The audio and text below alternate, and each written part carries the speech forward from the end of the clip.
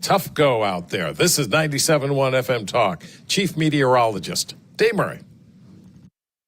This hour of the Mark Reardon Show is sponsored by Gamma Tree Experts. Your trees deserve the best care. Call Gamma Tree Experts. This is the Mark Reardon Show on 97.1 FM Talk. Well, it's Mark Reardon in the 97.1 FM Talk mobile traffic unit, which is also known as my car, on the way to work. And, well, the other side doesn't look good. This is 44 eastbound, and I'm approaching Tower Grove Park, and it's very snow-covered, as you can see, and this is just the beginning of all this. So Sue Thomas is going to mainly handle the show this afternoon. I won't have to say much at all. Yeah, I'm checking out right now. I just figure I might as well check out because here's what's interesting, though, Sue, because you know where I live in the Fenton High Ridge area, so I get on Gravois to get to 270, and 270 was all right. And then I get on 44, and it's a mess. It's like all snow-covered. The left lane, the passing lane, completely snow-covered. Yes. People going very slowly. The westbound lanes were moving even slower. Now, Becky's out picking my daughter up from school right now. We were wondering kind of what the school districts were going to do because they knew the snow was on the way, and Rockwood canceled all the after-school activities, but she said the roads around our house are fine. But I was stunned by how much snow was on 44 compared to 270 and some of the side roads. So I don't know how to explain that, but people are going to suffer this afternoon, even though it's not snowing very heavily. It's a slow go on many of these roads. Yeah, that's what it is, and it mostly seems to be 44 and then to the north. Now, 55 wasn't bad. I just drove it. And it's fine, but man, look at all the red on this map. I'll tweet, or I'm sorry, I will post it on X at Susan like 6768. Everything from 44 north. Yeah, it's just like totally red and I snow don't get covered. it because it shouldn't be that bad out there. It's not that much. Well, Dave Murray's going to join us after 4 o'clock with a live update. Now, Fred, welcome back because you just got back from vacation. You missed the 5 or 6 inches we got the other day, and for once, no offense to our meteorologist, but I mean, they nailed that one. Yeah, they were right. Right into, I guess that would have been Saturday morning, right? My grandson was here, and the kids from Houston, and they made it back on Friday before all the snow came in. But I woke up at like 4 in the morning, and I took a peek out the window. I'm like, oh, okay, looks like we are going to get some snow. And then when I woke up in the morning, it was a good, probably 5 inches in Fenton, where I was. That's what she said. But anyway, welcome back to everyone in the audience in the show after we get back from a bit of a break. It seems weird that a week ago, and Fred, you weren't there, we had a great broadcast for Guns N' Hoses at Helen Fitzgerald's. It was amazing. So the weigh-ins, they did the weigh-ins? Yeah, it was we cool. We had great fun. We had the passion. It's not unlike what we do when we go out and we talk to people at the fish fries and the folks that volunteer, because the passion that people have for putting that event together and what they do for the first responders, what Backstoppers does, is really, really amazing. So I was not here, as you know, on Tuesday, Wednesday, Thursday, Friday. Sue, you were here, I think, through Tuesday. I was even listening to the show on one day. You guys got a message from me, didn't you? Yeah, we did. It was something in Sue's news. I can't remember what it was. I can't remember what it was either, but I was like, I tuned in and I thought, oh, that's something. Ethan, what was it? Because it was something that I was like being completely honest about. It was something regarding you treating your producers so you bad made somebody that they cry. quit. No, Yeah, Fred, the question was this. Hang on. The question was, have you ever just like quit a job, got up and quit like in the middle of the Revenge quitting. Right, something like that. And I remember the kid that one day on KMOX where he just Fred's like, oh, yeah, I remember. I've been scarred by that. He just walked out and he goes, I'm going back to Schnucks. I can't take this. I'm like, okay. And I don't think it was just me, Fred. It was the whole process. Was it just me? You see Fred's neutral face, Mark? You know what that means? You had Was it just me? Did I have a lot to do with it? Yeah. All right, fair enough. That was like 15 years ago. It's a kinder, gentler Mark Reardon now. Wouldn't you agree, Fred? It is. We've kept Ethan long. Okay. For almost like about a year, right? That's Yeah, true. that's not That's too a bad. good point. So one of the things that happened, with Fred being gone, and can we say where you were now at this point? Sure, Okay, because yeah. we didn't want to publicize that. I was in charge of looting his home. We didn't want other people to loot his home while he was away.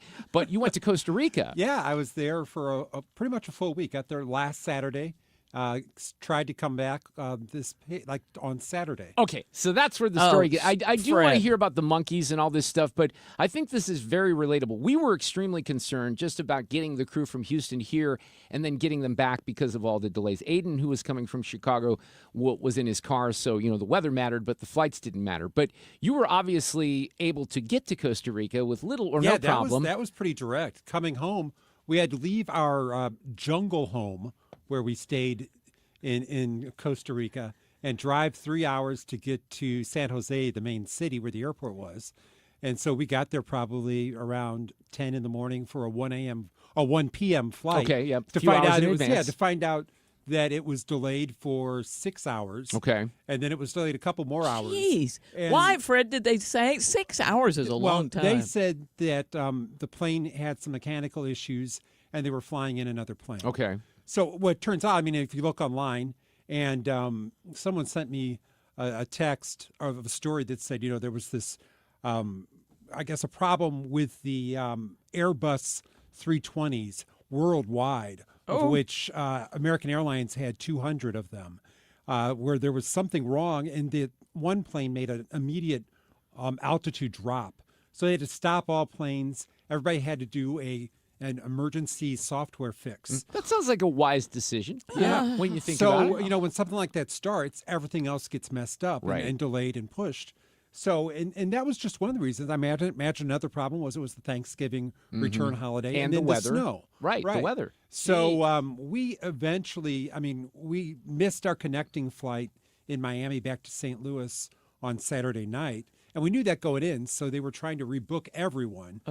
And so we ended up, and they said, don't worry about it. We'll get you a hotel while you're in Miami overnight, and we'll pay for your transportation and food.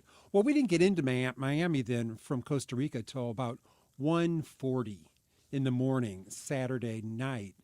And our outgoing plane to Dallas, we flew from Miami to Dallas, was set at 5 a.m., like 4 hours from then. So at that point, it's not really worth right, going to a you hotel can't- or anything right. like No. that. Yeah. So Marie and I just kind of slept in the Miami-Dade airport Now, were the floor. kids not with you? Did they have separate They had flights? separate flights. They flew Oh. Copa Air Okay. from Costa Rica to Panama to their homes in Washington and D.C. And were they without fine? And they any- were fine. They were perfect. Yeah, No problems at all.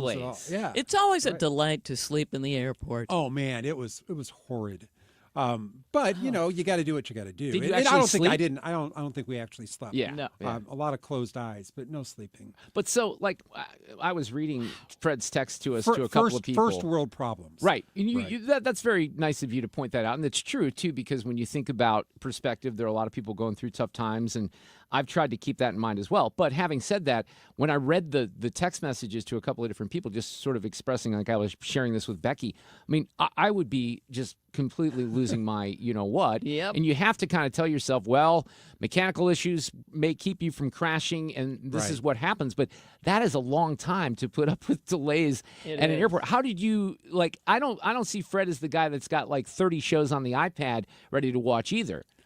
No, I didn't. So what did you do to fill time? Walked a lot. Okay. There you Shopped go. around, walked around, tried to figure out how to spend my $12 meal voucher. Is that what they gave you? Yeah, They give you $12 that gets meal you- voucher. That doesn't even get you a Starbucks in the airport. Yeah, what'd you settle on, Fred? And a Starbucks bad was the salad? only restaurant that did not take part. Oh, in the- that figures. Everybody There you else go. takes part in it except That Starbucks. figures too. What did you eat then? I got a sub sandwich. Okay. $12 sub. Oh yeah, 11. It was $10.99 with tax. 11, like 80. That's so hilarious. I got That's- it 20 cents from the max. So Good let me job. ask a question. was great, though. It was Maritally, fun. Yeah. Sue's now amongst the married. Maritally, because if like Becky and I were in a situation like that, she would absolutely want to kill me. Yes. And I would deserve it She would probably be because I'd justified. be losing my absolute blank. But are you and Marie like, what's the Oh. process? Everything's fine there? We were great. We knew Really? there was nothing we could do. We Okay. waited in line in in Costa Rica for 2 hours to try and get everything changed, and they were like, "We can't. We've got no flights available." Did you bring a um, monkey back or anything like that? What about a pig? I saw the wild Yeah, boar. no. We saw a lot of monkeys, wild pigs on the beaches, wild pigs near our house, monkeys in the trees. Like if you needed to dispose outside of a body, you were of our- set. You just Oh my send that over gosh, to the wild Mark. pigs, and they'll take care of Yeah, it. it was like point. living in this exclusive like jungle home at the top of a jungle in Costa Rica. Nice, but it was Yeah. a good trip overall. Oh, it was great. Beautiful. We had a great time. The boys had a great time. They rode ATVs in the jungle. Marie and I toured a chocolate farm. How was that? That that sounds was really yeah. cool. I learned a whole lot about the cocoa bean Really? that I didn't know before. All right. And it was great. We had a great time. They did all sorts of wild water things.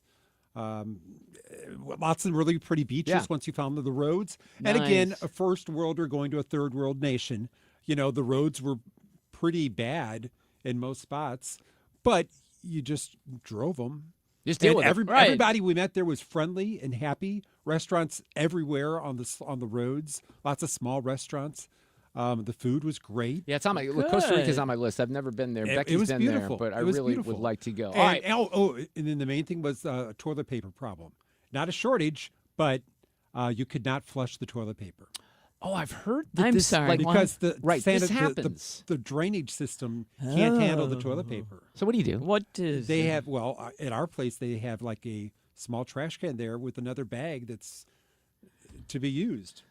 Yeah. But did you hear that, Reardon? after the Very first time, Can you I get have used to a? it. like- You can get I used to it. please? Yeah, I don't know if I'm comfortable with Everything that. I'm goes not. Thank you for that. I can't. That's like, and but this that is- happens. If there's ever a time to get a bidet, that would be it. you know what I'm saying. All right, we point. got to get rocking and rolling here on a Monday because we have a lot of business to catch up on. There's this crazy story about what happened in Minnesota with the Somali refugees and how much money they've ripped off from the taxpayers. Liz Collin, who is a former reporter anchor in Minneapolis. She's the one who did the documentary The Fall of Minneapolis.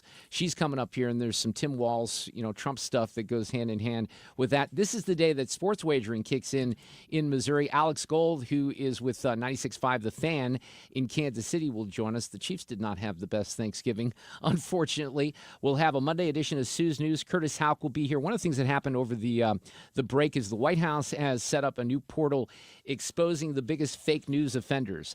That should be fun, certainly, and we got a whole bunch of other stuff. I have some Thanksgiving stories to share, some stories about the grandchild I rewatched, and I was so happy that I did. And I want to share a little of this later in the show and some thoughts on rewatching Planes, Trains, and Automobiles. And finally, Sue, watching at least most of the John Candy documentary Oh, good. on I wanna Amazon. hear about So I'll that. share those stories as we move along here this afternoon as well. It's a Monday edition of the Mark Reardon Show. Traffic from the 97.1 FM Talk Traffic Center. Well, you can't believe the traffic map. I did put it up on X at Susan6768. Here's the deal. Even on the interstates, it seems that we have a couple lanes that are not snow covered. And it's just odd. It's not that much snow, but it's falling pretty fast. The worst of it is 44 and to the north. It's just, that's how it is. 55 is not that bad, but there's an accident southbound 55 approaching Imperial, Maine. They've got the 3 right lanes blocked. Accident eastbound 44 at Elm. The 2 left lanes blocked there. Exit closed westbound North Outer 40 Road on the ramp to northbound 141. They had an accident there. There was a stall westbound 6440 past Spirit of St. Louis. That's the center lane that's blocked there. And a stall now eastbound 70 at 270 in the right lanes. 270 is really bad in both directions as far as speed of traffic between 70 and Manchester, but a lot of volume north of 40 all the way on up. Just take it easy and give yourself plenty of time. I'm Sue Thomas, and that's traffic on 97.1 FM Talk, St. Louis Conservative. Sponsored by Gloria Lou with your home sold guaranteed realty 314-325-6888.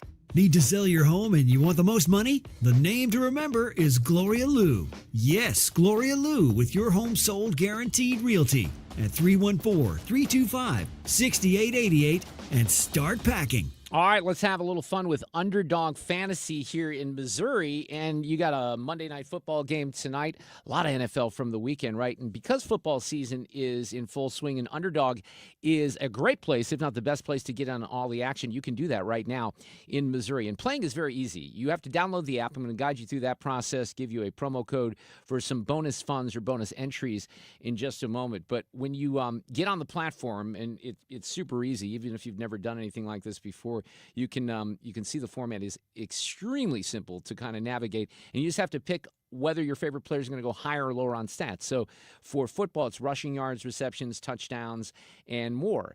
It's very, very simple. You can win up to 5,000 times your cash, and you can really spend as little as $1 as well. So get in on the action with Underdog Fantasy. Download the app. Sign up with the promo code MARKR. That gets you $100 in bonus funds or bonus entries when you play your first $5. Again, the promo code is MARKR. Underdog. Make plays. Win money. Underdog Fantasy.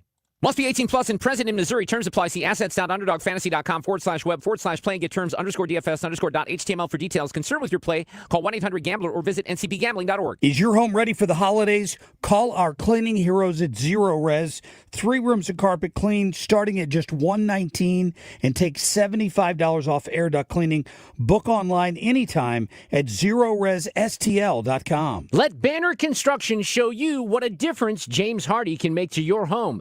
Banner's exterior design team will show you custom design options to transform your home into the neighborhood showplace. Banner is a preferred James Hardy and Pella Windows specialist. With winter just around the corner, now is the time to think about Pella Windows for energy efficiency and comfort. Call Banner Construction, 314-569-1050 to schedule your free in-home consultation, or the website bannerconstruction.com, and have a banner day. Tony La Russa here. Has your loss of energy and weight gain thrown you a curveball in your relationship? If so, go see my friends over at Victory Men's Health. Discreet first-class professionals will help you hit those curves out of the park. VictoryMen'sHealth.com. That's VictoryMen'sHealth.com. Now back to Mark Reardon, calling out the nonsense, one segment at a time. 97.1 FM Talk.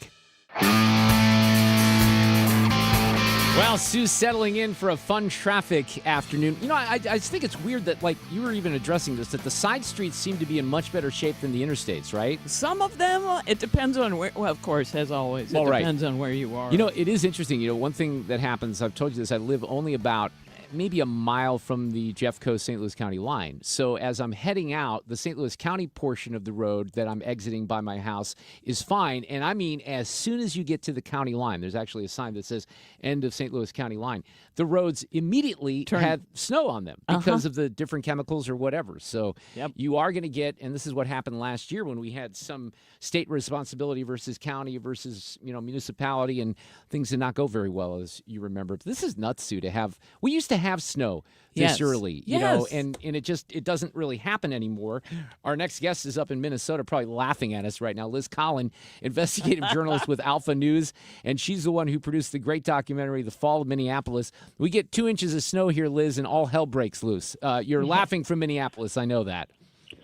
I'm laughing inside, and now I guess outside as well. You guys, good to chat. Yeah, we have more than a couple inches on the ground here in Minnesota. That's for sure. That's what I heard. All right. So as I was off most of last week, I worked on Monday. I'm not paying attention to all the news until the weekend. I start hearing a little bit about I don't know, President Trump calling Tim Walz a retard and then doubling down on that, and Tim Walz saying some things about President Trump. But this story that was even covered by the New York Times, of all sources, about this corruption with the Somalis in Minnesota is quite something, isn't it? Yeah, we have been in the national news for all the wrong reasons as of late. But certainly, you're right, President Trump bringing a lot of this to the forefront. I'll be honest that over at Alpha News, we have covered so many stories over the years on Somali fraud. I encourage people to head to alphanews.org. We actually have a special fraud page set up. There is so much of it. Seems to be perhaps new to the national audience, but this has been an ongoing issue for years in Minnesota. And I think many people here are thankful for the attention from the feds and hoping that more can be done to stop this. But we have, I think the estimate is $2, perhaps even $3 billion in fraud. Yeah. And they think that those are even conservative estimates at this point. But just these different programs being raided, some have been closed down at this point. But the Somali community, in many instances, they've set up fake meal sites tied with a fraud known as Feeding Our Future.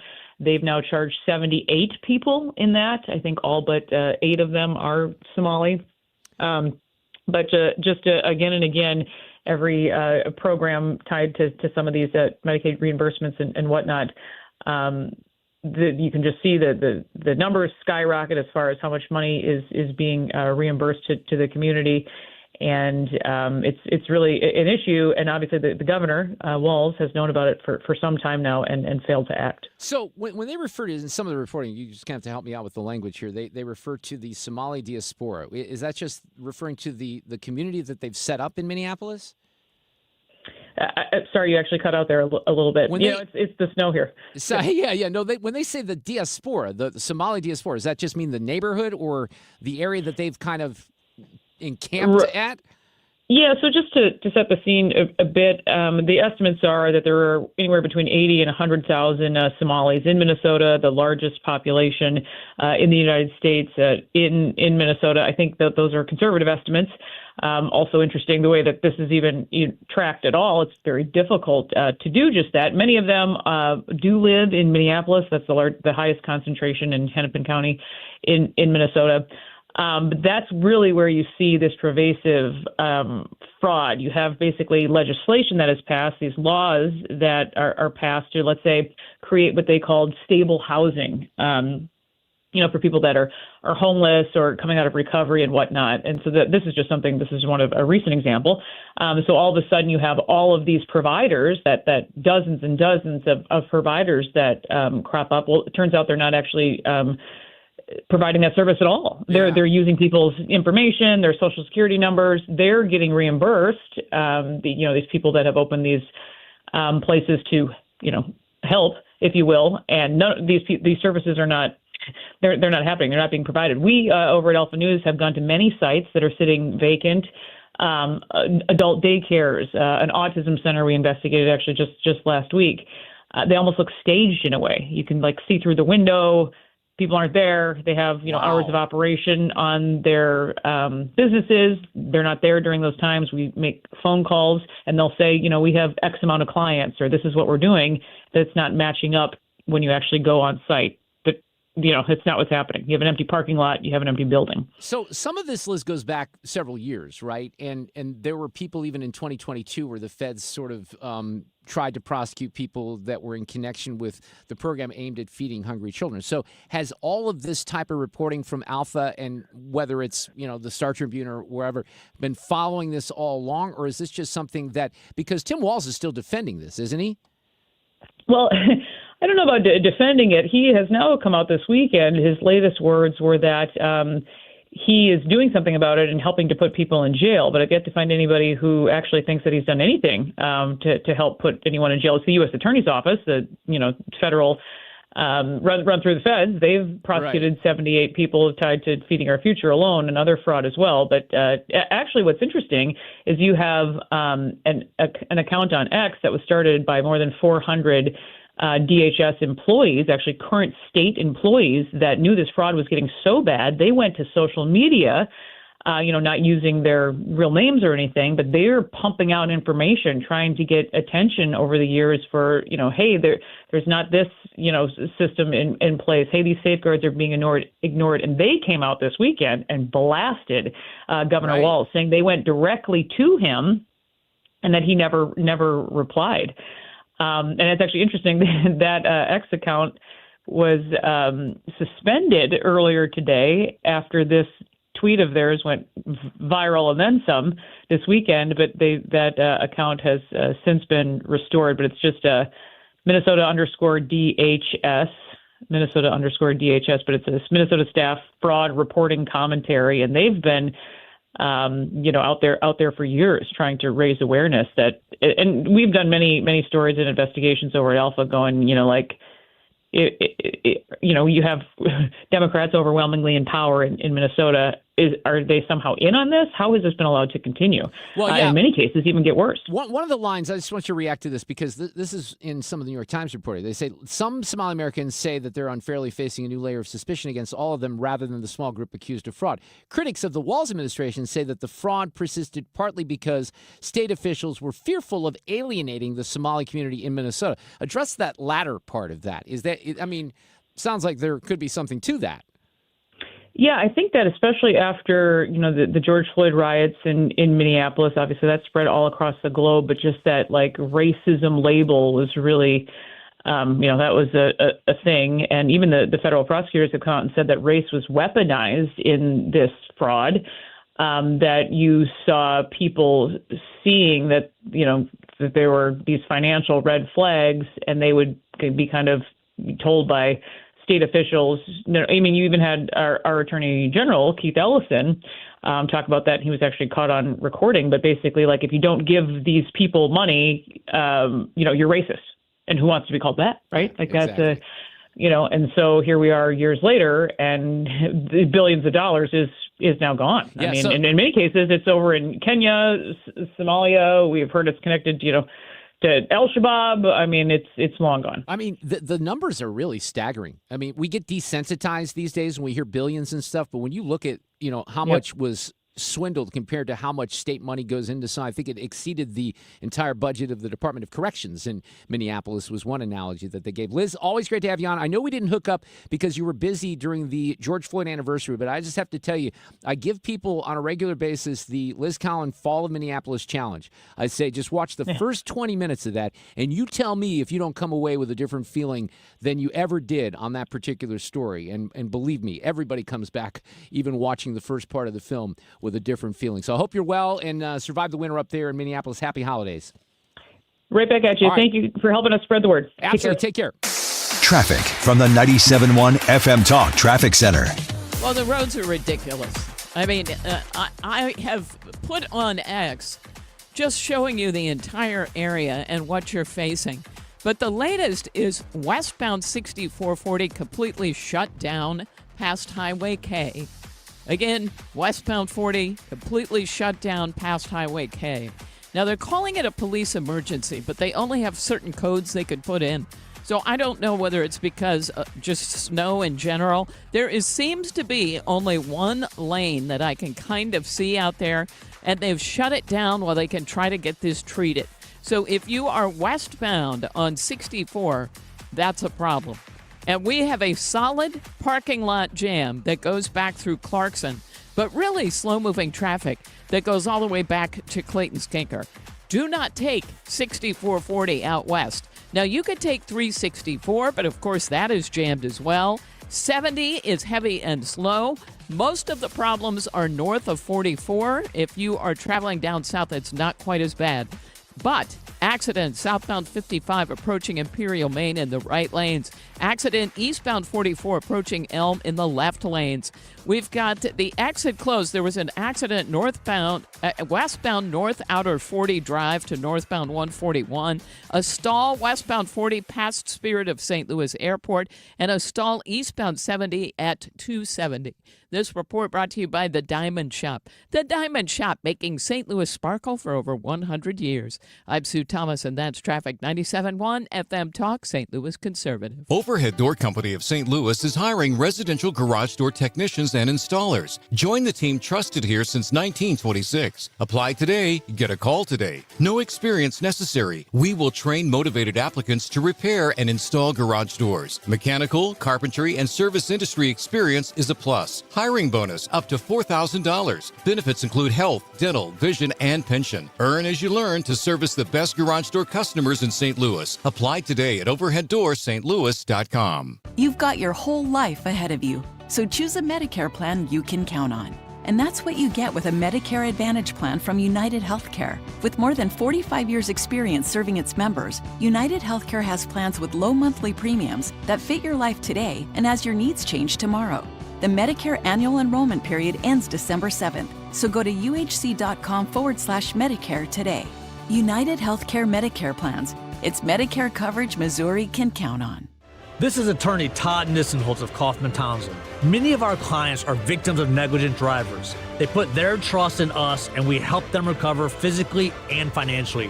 Their words carry more weight than ours. They guided me through every step of the legal process with clarity and expertise, ensuring that I always felt informed and supported. Injured? Call Kaufman Townsley. It costs you nothing to call, but may cost you everything if you don't. Call 314-777-7777. This station is now conducting a test of the emergency alert system. This is only a test.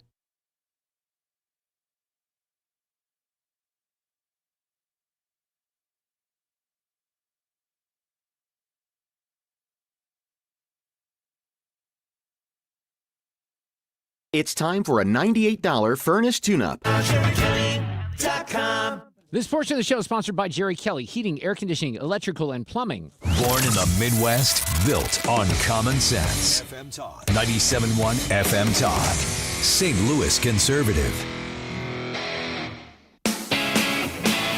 I think you were starting to doubt me when I came in a couple hours ago about how the roads were going to be. Yeah. Because they're not in great shape right now. You got a closure on 6440. Yeah, and it looks like, of course, as soon as I tell you that, they've opened one lane. So if you are westbound 6440, they shut it down past K, but it looks like they've opened one lane, and you can only see one clear lane of traffic. They were working on it to get that cleared. So if you're westbound 6440, there is a parking lot jam back to Clarkson, but really slow pockets that go all the way back through Clayton Skinker. All right, we're going to keep you posted on that. And, Saturday was great because, for the most part, people didn't have to get up Saturday morning and go places. Right. And by the time you did, it was just wet. The roads were wet.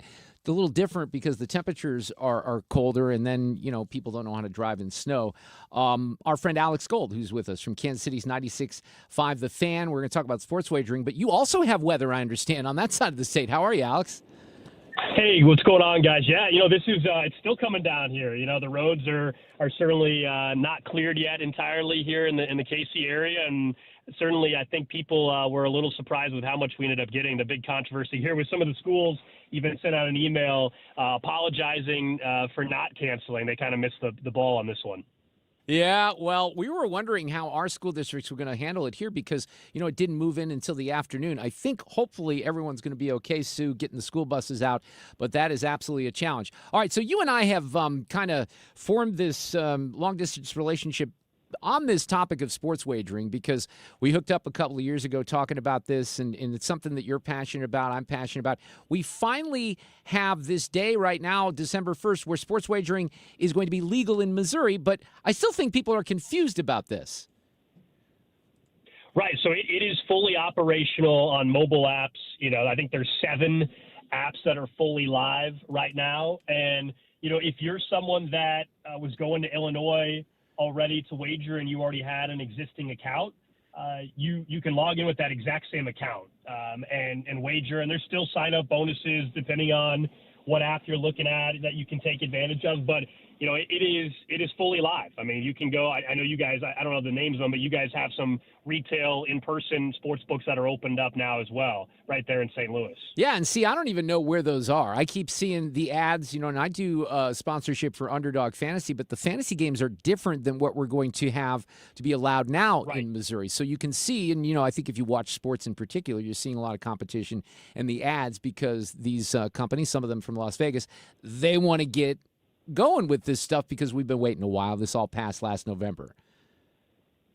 Right, and this is something that I think a lot of people have been waiting for since really 2018 even, Mark, when obviously this became a state issue, and then there was hold up in the legislature for a while, and then, of course, it had to go to ballot, and then even then it was supposed to maybe launch in September, and then there was some reasons for that delay. We've talked about that in the past, and now it's finally here. But you're right about how crowded the market really is. I think, right now there's 7 apps that are launching. Fast forward a couple of years from now, I think we will see some consolidation, whether it's through merger or otherwise, or some folks that just get out of the business. You mentioned Underdog. They were supposed to have a temporary sports betting license to operate in Missouri, and late last week they pulled out their temporary license. They are headed down the predictive market path, which is a whole nother conversation and somewhat complicated, I would say, at this point in time. But they're not going to have a sports betting app. But they will likely head down the path, if anybody's ever heard of, Polymarket and some of these other predictive type of markets. So did you see the story? This is interesting. Did you see the story last night? I have a lot of suspicion on 60 Minutes because of the way they've treated St. Louis, but they did a story on Polymarket last night. It was fascinating. I did not see the story, but I'll tell you that there's a couple of issues that are interesting within it. One, of course, the sports books and the regulated environment, they're upset about it because they're not paying the same gambling tax rate as, let's say, a FanDuel is if they were to operate a sports predictive market on an underdog or these others. So you've got that battle going on. You have FanDuel, who was operating in Nevada, and because they want to get in the predictive market, Nevada said, hey, if you're going to get in the predictive market, we're going to pull your gaming license. So FanDuel pulled out of Nevada, and in any market where they don't have sports wagering legal, they're going to launch their own predictive markets. And so there's going to be, I think it's going to be a regulatory battle, but this is the next, I guess, big fight, if you're wondering, over the next couple of years, is going to be what's allowed, what's not, and if they're going to all put it under one umbrella. So, I know they call it Horseshoe down here, Sue, don't they? It used to be Lumiere, the Horseshoe Casino. You can place wagers there. I don't know. I guess you can do it at the other casinos, and you can do it with the apps. Now, Alex, as much as I'm a proponent of this, and, I've told this story before, I've often sent money in the past 10 years, if not more, to Las Vegas to a friend I have out there and do some parlays, and we did quite well on some Albert Pujols home run bets a couple of years ago. Did real well on that, actually. So I've had some fun with it, and I've done it responsibly. I would be dishonest to the audience if I didn't admit at this point, given some of the scandals that have emerged, that I don't have a little bit of pause on some of this, even from a libertarian conservative perspective. I like to have the ability to do these things because I believe in freedom. But let's face it, there's some things that are on the horizon that the opponents of this have been kind of warning about, and they're coming to fruition. There's no question. I mean, let's start with just, the reality of needing to bet responsibly. I mean, you mentioned that. I think that is something that people need to recognize. It is very easy to get carried away. You need to bet responsibly. These apps do have limits you can even set on your own that, if you want to set a deposit limit or a loss limit, and it's not something you can just remove in 5 minutes. It's something that you have to wait like a 30-day cool down period. So there are some tools within apps if someone is worried about that I think is important for people to know. In terms of what you're discussing as well with, some of the integrity issues around sports. I mean, there's no doubt this is not going to be the recent scandals the last time we discussed that. I think with what has happened, you're going to see, and we've already seen it, these leagues get involved more with trying to limit the type of prop bets, maybe even deposit limits. I think it was Major League Baseball a few weeks ago that announced that on ball strike type bets or speed of velocity of a pitch, they're going to limit those to $200 max wager, which, look, for a lot of people listening, that sounds like a lot of money anyway. But there were people that were wanting to bet a lot more than that on those particular wagers. And those are more susceptible for someone to fix it, like we've seen with the stories around the Cleveland Guardians relievers, Emmanuel Clase and Luis Ortiz. I think what's tricky is a lot of people do see the legalization of it and say, well, this is why there's going to be scandals. And while I don't think it's a 0%, I also think people have to recognize that long before legalized sports wagering, you've had betting scandals, right? Going all the way back to the Black Sox and others. So there needs to be certainly more, tweaking, if you will, of the system. But I don't think it is, the exact reason for some of these games and scandals being caught is because it's regulated, Mark. People are getting caught because they're betting on a regulatory. And I'm good with that. And here's the thing though, even as educated as I feel like I am on sports wagering, I've admitted that I didn't know you could wager on the speed, the velocity of a pitch. So, some of those things, as someone who still believes in this, I think we can have conversations about, dialing some of that back on the prop bets, and we'll see where that takes us. Hey, before I let you go, though, got to talk about the Chiefs. They seem like they salvaged their season a week ago. That did not necessarily continue on Thanksgiving Day. Look, I kind of expected regression for this team, and you could still see flashes with the offense, but they're a bit challenged right now, aren't they? It's a frustrating year. I mean, there's moments where they look like the old team, and then there's far more moments where they certainly just don't come up with the big play in those biggest spots, biggest moments time and time again. And they're an average football team. Look, they're 6-6, and they got to win out to get in because of some of the tiebreakers they do not have. So to get in the postseason, I think they have to win their final 5. And they're going to be up against it the rest of the way. Every week is a playoff game for them. And Mark, they whether it's the ball not bouncing their way like it did last year, the years prior on a fumble from Dallas, and if they don't recover it, whether it's crucial penalties in the wrong moment, that is the story of this season. They can look great for a quarter, for a drive, and then they will make a boneheaded mistake. And that's not what we're used to in Kansas City, but that's the reality of the 2025 Kansas City Chiefs. The Broncos are leading a division. The Bears are leading a division. This is one of the reasons I love the NFL. Even though I love the Broncos or the Bears, but this is one of the reasons I do love the NFL because of the surprises. And certainly there were a lot. I think the games this weekend were pretty boring outside of the Thursday, Friday games, but some surprises nonetheless. We'll be talking more about gambling soon. Alex Scott, thank you very much. Hope you had a great Thanksgiving. Hey, you too. Thanks, Mark. All right, take care. And we're going to continue to, keep you posted on it. I think this is interesting, the way that this is being all rolled out. There is a lot of competition. The local paper, if you go to STL today, they have pictures of people at Horseshoe Casino placing. Like one dude was placing a wager on Indiana to win the national championship. Probably a good wager. Maybe not the best odds because they're one of the best teams out there, but you can now do it here in Missouri. Traffic from the 97.1 FM Talk Traffic Center. Yeah, things are nuts out there this afternoon. They have just shut down westbound 70 at Zumbel. Oh, I'm sorry, it's eastbound 70. Eastbound 70 is closed past Zumbel. I just put it up on X at Susan6768. We've got a couple of tractor trailers, multiple tractor trailers involved in this thing. And eastbound traffic is, of course, jammed behind it. Well, we are jammed in both directions at Highway K. There's a ton of volume on 364. It looks to me like they have reopened westbound 6440 past K, but it's not great as far as conditions go. We've got a report that westbound 6440 is closed near Research Park, Research Circle, so kind of between 94 and K. So some slow-moving traffic there. We've got 270 slow in both directions, and that's from 70 pretty much down to an accident reported near Manchester. There was an accident reported westbound Highway 30 approaching 141. If you are on 55, that's actually okay. 55 is all right. But anything north of 44, it's a slow go. And we are jammed at the bridges up north as well, and that's in both directions, in and out of Illinois. I'm Sue Thomas, and that's traffic on 97.1 FM Talk, St. Louis Conservative. This report is sponsored by McKelvey Homes. Hi, I'm Jim Brennan at McKelvey Homes. Have you always wished for a brand new home in an established neighborhood? Select one of our move-in ready custom homes throughout St. Louis, or we will build on your lot. Visit McKelveyhomes.com and move up to McKelvey.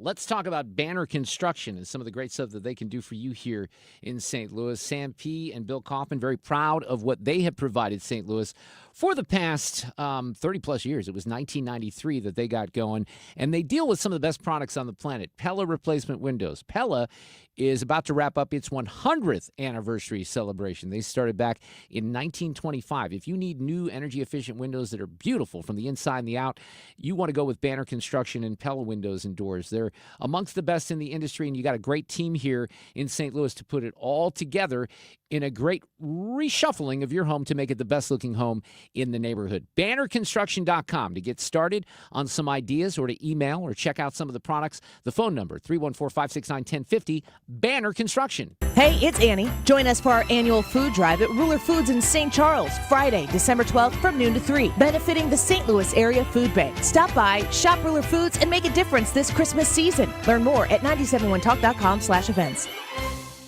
If you're considering an annuity as part of your retirement plan, we need to talk. Hi, I'm Bob Stockdale, Senior Vice President Investments with the ClearPath Wealth Management Group at Stifel, and host of On the Money, Saturday mornings at 11 on 97.1 FM Talk. Annuities can be a useful tool for some retirement investors, but not all annuities are created equal. Every week, we meet clients who own complex annuities that don't suit their needs and, in some cases, actively undermine their retirement plan. Before Before you purchase an annuity, get a second opinion from the ClearPath Wealth Management Group at Stifel. Requesting a consultation is free of charge. To request a free consultation, contact us at clearpathinvesting.com. That's clearpathinvesting.com, or call us at 636-695-2650. That's clearpathinvesting.com or 636-695-2650. Stifel Nicholas and Company Incorporated, member NYSE and SIPC. There's a lot on the line in divorce. This is Joe Cordell of Cordell & Cordell, the largest family law firm in the country, with over 35 years of helping clients navigate divorce. Divorce touches all areas of your life: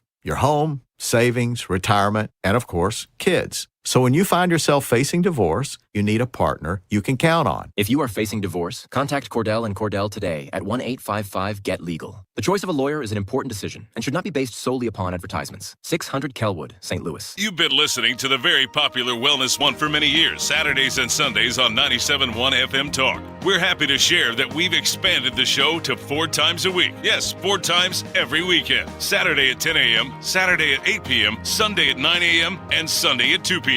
It's the same great show designed to cut through the nonsense and provide you a common sense, science-based strategy for a healthy life. So join TJ and Aaron for Wellness One. Now 4 times a week on 97.1 FM Talk.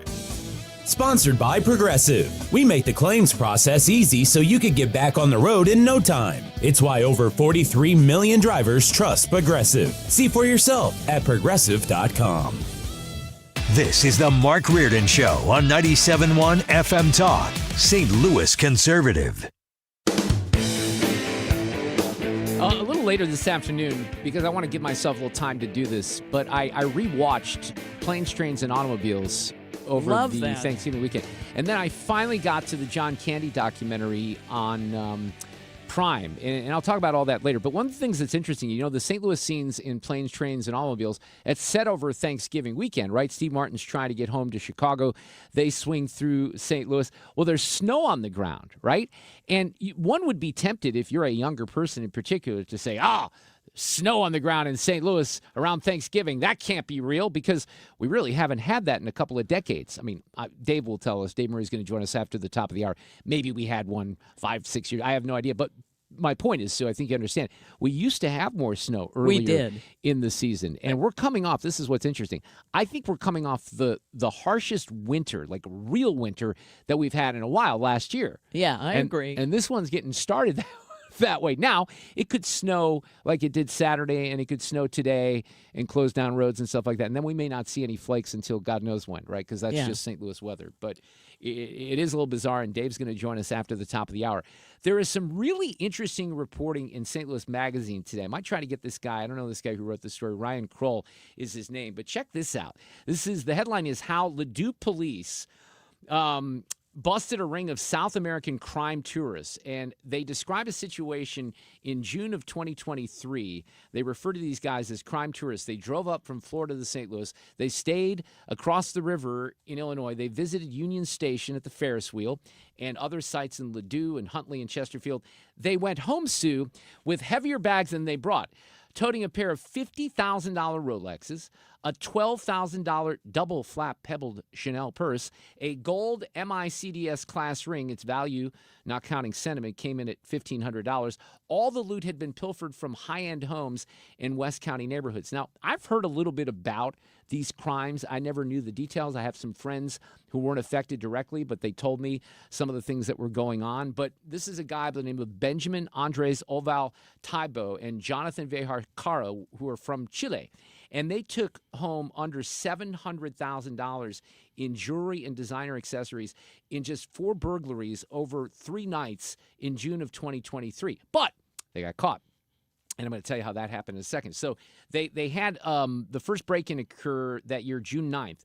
And they, as they describe in the St. Louis Magazine story, they were very impressive. 6 bedrooms even more bathrooms at this home. It's a short walk from Old Warson Country Club. They liked houses that sat on big lots lined with trees and recessed from the street. That gave them cover for the break-in. So on that night, a little after 9 p.m., these dudes are in their 30s, so they're young guys. They get into the neighborhood just north of the house that they're trying to hit, and they're in a Chevy Suburban being driven by another guy who's 21 years old. So the other two guys that I just mentioned hop out of the car. They cut between two mansions on foot heading south. At one house, there was a kid having a party, and that actually helped them because they were loud and they weren't looking in the other direction. So they're wearing hoodies, backpacks, masks, and gloves. They're running along a fence line of the backyard of the house that they're trying to hit toward the back patio with a built-in fireplace. They smash the glass of a rear door leading directly from the patio into the master bedroom, and they're in and out in 10 minutes. In those 10 minutes, so this sounds like, I was talking about this John Hamm show, Your Friends and Neighbors, and if you've seen that, there was a little bit of a storyline involving John's character robbing his own neighbors. But in 10 minutes, they made off with a $31,000 three-stone diamond ring, two $50,000 Rolexes, a Submariner and a Daytona, dozens of other pieces of jewelry. They took about a dozen purses and totes by Chanel, Gucci, Louis Vuitton, including, you would know more about this, or maybe you wouldn't, Louis Vuitton pochettes, is that the word? Oh, I don't think I know. Pochettes, it's spelled like Pochetts, in the colors of cherry blossom, Sue. Shiny brown, white, and the traditional LV print, Louis Vuitton. They never ventured further than a master bedroom. They didn't bother taking a pair of handguns. They took $28,000 white gold emerald ring with diamonds on the sides, a $3,400 pearl necklace. Man, people got a lot of expensive jewelry. And a class ring that I mentioned, and the grand sum of that haul was $330,000. But as you go through the story, and this is maybe where I can get this guy on who, wrote the story. By the way, these guys are not supposed to be here, all right? They don't cross the border with visas. They overstay the 90-day limit for visa-free travel from Chile. So they're that's why they call them crime tourists, because they're not even supposed to be here legally. But somehow they were, and they were all arrested together in Florida at the end of June of 2023 and then brought back here. And one of the things that they address in the St. Louis Magazine article is that the Ladue police officers that were involved in this case and trying to, wrap this up, used some interesting technology and were really, really effective in their own investigation. Yeah. So I guess they were looking, at security camera footage showed the first break-in, and you see these two guys running across the home's backyard coming from another neighborhood. Well, then they get home security footage from the adjacent neighborhood, and they see the black Suburban prowling around.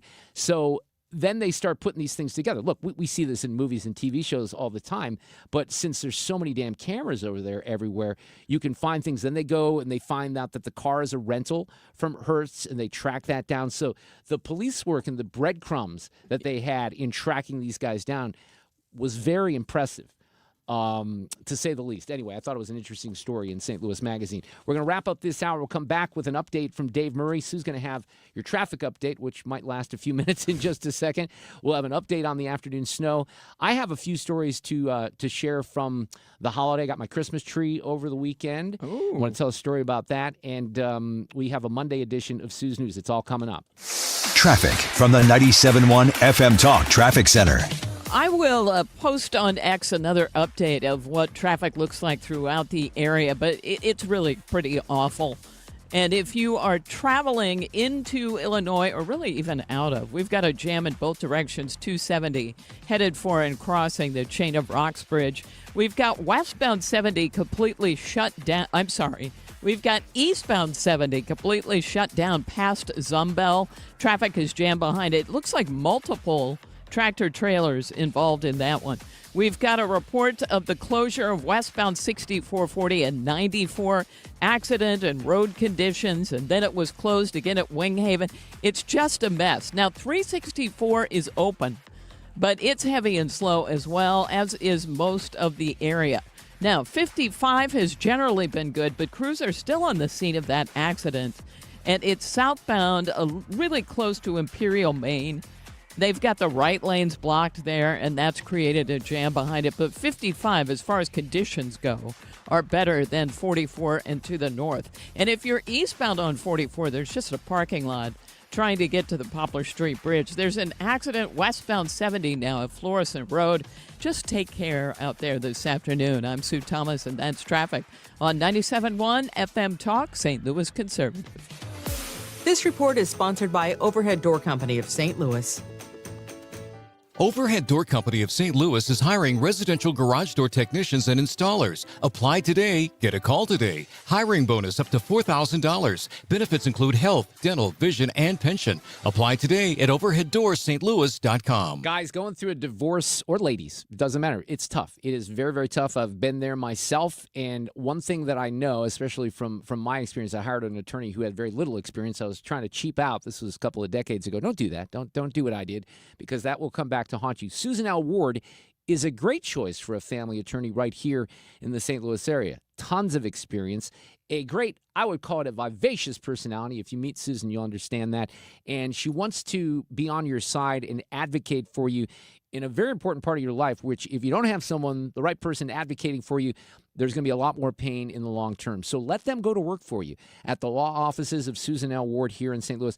And on the topic of offices, brand new beautiful office in De Pere 270 in Manchester. The website, stlfamilylaw.com for Susan L. Ward. Have you set your appointment up yet to have your furnace checked to make sure you are good and ready to go for this winter? It's really, really a great idea to have it done for your own peace of mind and for your safety also. Definitely check your furnace before you use it. You can go to my website. It's bartinman.com, and we'll have pictures up of what we've seen and what we've seen and found that the homeowners had no clue that this danger existed. Most have no idea what I'm talking about now, but if you went to the website, if you're not going to have me come out or another company come out and check, then you'll know what to look for on your furnace and hot water heater also. So my number, again, it's Bart Inman. One easy number, Missouri and Illinois. The easiest number, 314-293-2600 or bartinman.com, Bart with a B, Inman with an I.com.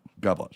At Hardee's, every Tuesday is now Tender Bender Tuesday. Right now, download the Hardee's app and join My Rewards. Buy 3 hand-breaded chicken tenders, get 3 free. It's Tender Bender BOGO. Every Tuesday now through June 2026. This Tuesday, get 3 tenders, free. Next Tuesday, get them free. The Tuesday after that, you guessed it, free. Buy 3 tenders, get 3 free. Another great benefit for My Rewards members. Only at Hardee's. Registration and app required. Available for limited time at participating restaurants. See app for terms. Every 15 seconds, someone is diagnosed with cancer. If it's happened to you or someone you love, the American Cancer Society can help at every step of the journey. Our programs and services include rides to care, a place to stay closer to treatment, or access to information and day-to-day guidance, all for free. To see how we can help you, visit cancer.org today. KFTK FM Florissant. An Odyssey station. Deadly airstrikes under scrutiny. I'm Lisa Brady, Fox News. We have real evidence that extrajudicial killings are taking place. House Minority Leader Hakeem Jeffries repeating his call for Secretary Pete Hegseth to be fired after a double strike on a suspected drug boat in the Caribbean. But the White House calls it self-defense. Every strike on alleged drug boats near Venezuela's coast have followed U.S. law and the law of armed conflict, White House Press Secretary Caroline Leavitt says. The president has a right to take them out if they are threatening the United States of America and if they are bringing illegal narcotics that are killing our citizens at a record rate, which is what they are doing. But bipartisan members of Congress are raising questions about a strike on September 2nd that left 2 survivors killed by a second strike on the disabled vessel. Leavitt says Navy Admiral Frank Bradley was authorized to order that strike to ensure the boat was destroyed and pose no threat. Fox's Jared Halpern at the White House. Arizona Senator Mark Kelly telling reporters he won't be bullied by a possible court-martial over the video of him and other Democratic lawmakers urging service members not to follow illegal orders. The president's words carry tremendous weight. People listen to him. And he knows that. And that's exactly why he does what he does. The president has called the video seditious. The Pentagon says it's investigating misconduct allegations against Kelly, a retired Navy captain. President Trump campaigning by phone earlier today at a rally for the Republican in tomorrow's Tennessee special election for Congress. I just want to give my total support, and he's had it right from the beginning, to Matt Van Epps. He's going to be a fantastic congressman. Van Epps facing Democrat Afton Bain, who says she's focusing on affordability and rejecting attacks over her past social media posts. America is listening to Fox News. It all comes down to this, folks. Yep, the entire season is on the line. But my throat has officially thrown in the towel. Sounds like you need Vicks VapoCool drops. They're max strength and vaporize sore throat pain. Whoa! These VapoCool drops hit fast! Speaking of fast, did you just see that play? Yeah, he vaporized that ball. That pun should have come with a penalty. Vaporize sore throat pain with Vicks VapoCool drops. Use as directed. Hey, can you blow up some balloons for Jack's party? I can't. I'm so congested. You need Sinex Saline from Vicks. Sinex Saline nasal spray. Yeah, just Sinex. Breathe. Sinex Saline instantly clears everyday congestion associated with colds and year-round allergies with a gentle, ultra-fine mist that's no mess and easy to control. Daddy, we need more balloons. On it. Enjoy life's important moments without congestion. Try Sinex Saline from Vicks. Just Sinex. Breathe. Use as directed. Air Comfort Service, heating, cooling, and insulation, weather. The dry snow, which is always a very slick snow, causing all kinds of problems around town. This snow will be over by midnight at the latest, on the average about 2 to 3 inches across St. Louis. It's cold. It's all snow, 20 for the low. It's gone Tuesday, partly sunny and cold, 28 degrees with that fresh snow cover. Tuesday night, clear and cold, 21 degrees. This is 97.1 FM Talk. Chief Meteorologist, Dave Murray.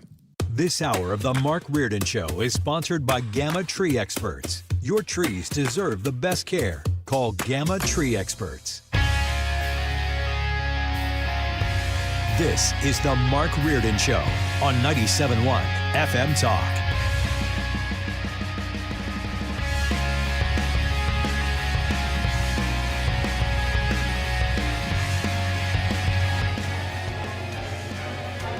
I thought we needed different music for the start of this hour from Harry Connick Jr. Outside is frightful. Here we go. But the fire is so delightful. This is a little unusual for this time of year. Dave Murray is with us after we had a really solid snow on Saturday morning, Dave, with about 5 inches where I live. It has fallen down here in St. Louis, as you just said on the air, in a recorded forecast a moment ago. How are you this afternoon? I'm doing great. This is pretty much across the whole state right now, isn't it? Yeah, it is to some extent. It's a broad band of relatively light to sometimes moderate snow. It's a very dry snow. However, just in the metro St. Louis area, the further south you go, the less and less snow has fallen. There are some places you get south of 44 and down 55, some of the grass is still poking through. But you get into the heart of Metro St. Louis, you get on 44, especially 40 and 70. It's a mess. It's just a mess. Yeah, well, and that kind of fits with where I was coming from out in, the Fenton High Ridge area, and Gravois was fine. 270 was even fine. Once I got on 44, it was not fine at all. And this is what Sue's been experiencing this all afternoon, right? Not only on 44, 64, 70, et cetera. Yeah, anything north of 44 is jam-packed, and it's awful. But 55 wasn't bad. But then, of course, we had an accident there, Dave, and it screwed it up. But as far as but snow-wise, it's so much lighter because when Mark was saying, we got 5 inches at my house. We didn't get 5 inches. Fred, did you get 5 inches? No, it wasn't that bad in South County. So it really is disparate. And that's the difference between a sloppy, wet snow that's relatively, it causes some problems, but it's relatively easy to drive through. Yeah, the roads got a little bit slushy, but we're 24, 25 degrees. I think we just went up to 26, but this is hardcore snow. And the flakes are tiny, tiny little flakes. They're really slippery flakes. There's a lot of abrasion that goes on with these snowflakes, especially when it makes contact with a surface. And that's why dry snow causes more problems, Sue will certainly attest to this. A little dry snow causes way more problems than a bigger wet snow. That is 100% accurate. Looking at, not that I'm allowed to legally interpret the radar as a non-meteorologist, but looking at the radar, it looks like there's some heavier bands that are even in mid-Missouri, and then if you go up to like Bloomington and Peoria and Chicago, they look like they're getting more snow. Is that accurate? Yeah, it's certainly possible because it's a broad band, but I think we'll start to see here in St. Louis the steadier snow start to pair off. Yes, there are some bands in central Missouri. They're going to kind of kick off to the northeast, but I think our snow after 7 o'clock or so will start to taper off. But some snow still in play up through about midnight tonight, and then it's done. And I don't see really any precipitation issues later in the week, but man, it's going to get cold, isn't it? Ugh. It is really going to get cold. The warmest day looks like it will be Wednesday. We'll be ahead of an Arctic cold front, little southerly flow, but we're still talking a high in the 30s, 39 degrees. The Arctic cold front comes through Wednesday evening. Could be some snow flurries with it, but it doesn't have much moisture. We're going down to 16 Wednesday night. Thursday, the high is 23. Another front comes through late Thursday night and into Friday. There will probably be some snow with that, but it's a little too early to say if that's a big deal. It probably is not going to be a big deal, but it's just cold, and it's cold through the weekend, probably cold into a portion of next week. Keep us posted, Dave Murray. I don't like it. Thank you for the update I this don't like afternoon. it. Yeah, well, it's winter. Right? It's not winter. That's what my daughter said. It's not even winter yet. I'm like, yeah, that's It's true. not even winter yet. Thank you, Dave. Hope you had a great Thanksgiving. You got it. All right, we'll talk soon. So one of the things that we did, Fred was still out of town, got back on Sunday. Sue, this is a whole nother topic, but I feel like I really screwed up Thanksgiving dinner this year. I screwed up the turkey. Did you not go brine well. it? What happened? We had it brined by Whole Foods, but then I don't know what happened. I don't want to talk about it. It's painful, and I didn't like the way that the whole meal went down. I'm and it's so my sorry. fault. It's on me. But we went and got the Christmas tree. I'm trying to think what day we did that. I'm excited by that. Yeah, so we went and got the tree. I think we went on Friday. Okay, so let me back up here just a little bit. I sent you a picture of the tree, Yes. and I have a question I'm going to ask you. And Ethan should be in here as well if he's out there doing something. I wanted him to kind of take part in this if he could. So let's think. 3 years ago, I go to this place on Manchester Road. It's in Ellisville, Baldwin, and it's a big Christmas tree lot, and they have beautiful trees. And we get Fraser firs. So I look at a Fraser fir, and you might remember this story. Yes, the $150 for the Fraser fir. It was a huge right? expense. But it was a nice tree. So the year after that was 3 years. The year after that, I went to the same place, and I spent a fair amount of money, and the tree sucked. It was dry right away. Oh, that's and not it good. wasn't good. And then I went to last year. I went to Lowe's. Same thing. The tree sucked. Wasn't good, right? So not happy with the tree experiences the last couple of years. So we got a friend of ours that says, well, you got to go down to Andy's Produce down in House Springs. So if you keep going down Gravois past my favorite Walmart, the High Ridge Walmart, you keep going down there, and there's a Hardee's. I used to meet our friend Kayla, who is kind of our part-time nanny, who lived way down in a different part of the state, and she would meet us there when she was taking care of Alexa for the weekend. But Andy's Produce is right there, and on the front of Andy's Produce, it says retail and wholesale. So they probably sell vegetables to restaurants and things like that. But they have a big tree lot that's apparently very famous. And we had some friends that said, oh, we always go down to Andy's. So I go down there, and they have trees, just beautiful, beautiful trees Love everywhere. that. And I tell the Okay. guy, I should have got the guy's name because he was awesome. And I said, well, I'm looking for a Fraser fir. Well, that's what we got. So he's kind of pointing in the directions. Here's the 6'7", here's these. So we get a tree. We find, I think it's like 8-9 feet. And I pick it. I'm like, I like this one a lot. And we look at the price tag. Now, I want you to tell me, it's a big, beautiful tree. Fraser fir. How much was that shooter? How tall is it? It's about 8 or 9 feet. 9 feet, I'd say. I would say $100. Okay, $100. This is kind of like the price is wrong, right? Fred, what would you say? $200. $200, right? Ethan. I'm going to go ahead and go in the middle and say $150. Oh, look at Ethan kind of cutting Split the right up difference. the middle there. Guess what? Fred is right. Yep, you guys. Fred, you guys are wrong. It was now $100. Fred, technically, if we were playing the game, you I was overbid over. because it was Okay. $199. So okay? I would win. Yes. Actually, you would win if we were playing the prices wrong. Good thing we weren't. Now, Back-to-back wins. Let me say something about the price tag on that, okay? Because I've never spent that much on a tree, right? And then you got to tip the kid who tied it onto the tree. So that you're over almost- 200. We're over 200, right? Holy Plus, cow. plus you got to tip the kid. Fred is redeemed.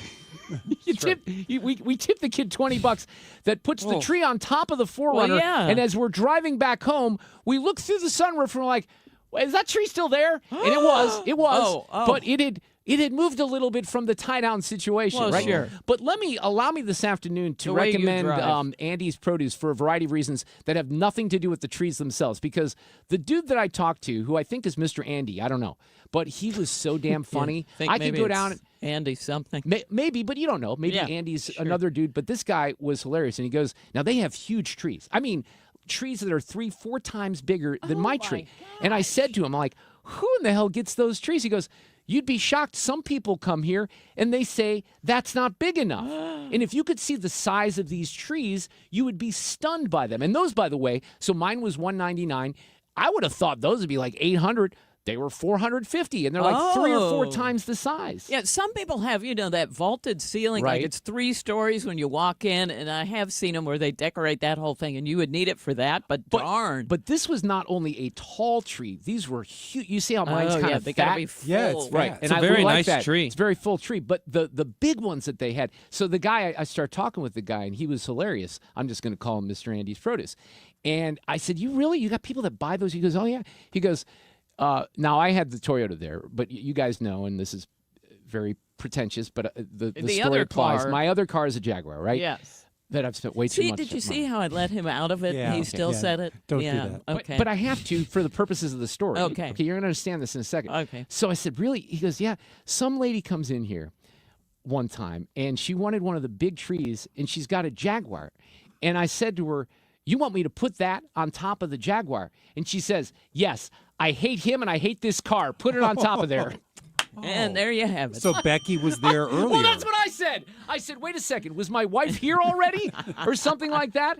But I thought that was amazing. This guy who I was talking to at Andy's, who I would love to make a regular part of the show on Celebrity, was fantastic. He was so funny, and I don't know if he's the guy that's always there, but he was great, and I thank him for the conversation and the entertainment. And as of Friday, Andy's had a ton of beautiful, beautiful Fraser firs, and I feel, and I'm just going to tell you, because this gets into my head with Christmas trees. I was so pissed off the last couple of years because I walk by the tree 40 times a day, and every time I looked at it the last couple of years, I'm like, I don't like that tree. I don't like a tree.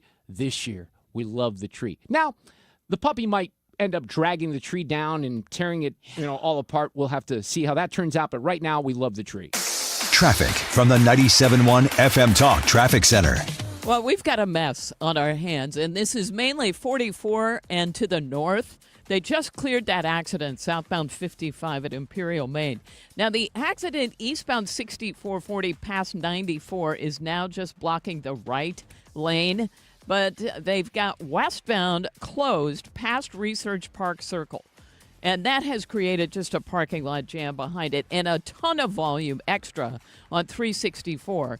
70, I've got a report that they reopened it at Zumbel, but now it looks like we have a closure closer to the Blanchette Bridge and also just east of 370. So 70, not much better, but westbound is fine. You can actually get across. I mean, it's heavy and slow. But then the accident there isn't till Lake St. Louis Boulevard. But we've got a lot of volume on 6440 eastbound, especially headed for the Poplar Street Bridge. Accident westbound 70 out of downtown. Just a parking lot jam on eastbound 270 approaching 367 across the chain of Rocks Bridge. Give yourself plenty of time to get home. This report is brought to you by Aspen Contracting. Aspen Contracting will help you when it comes to siding.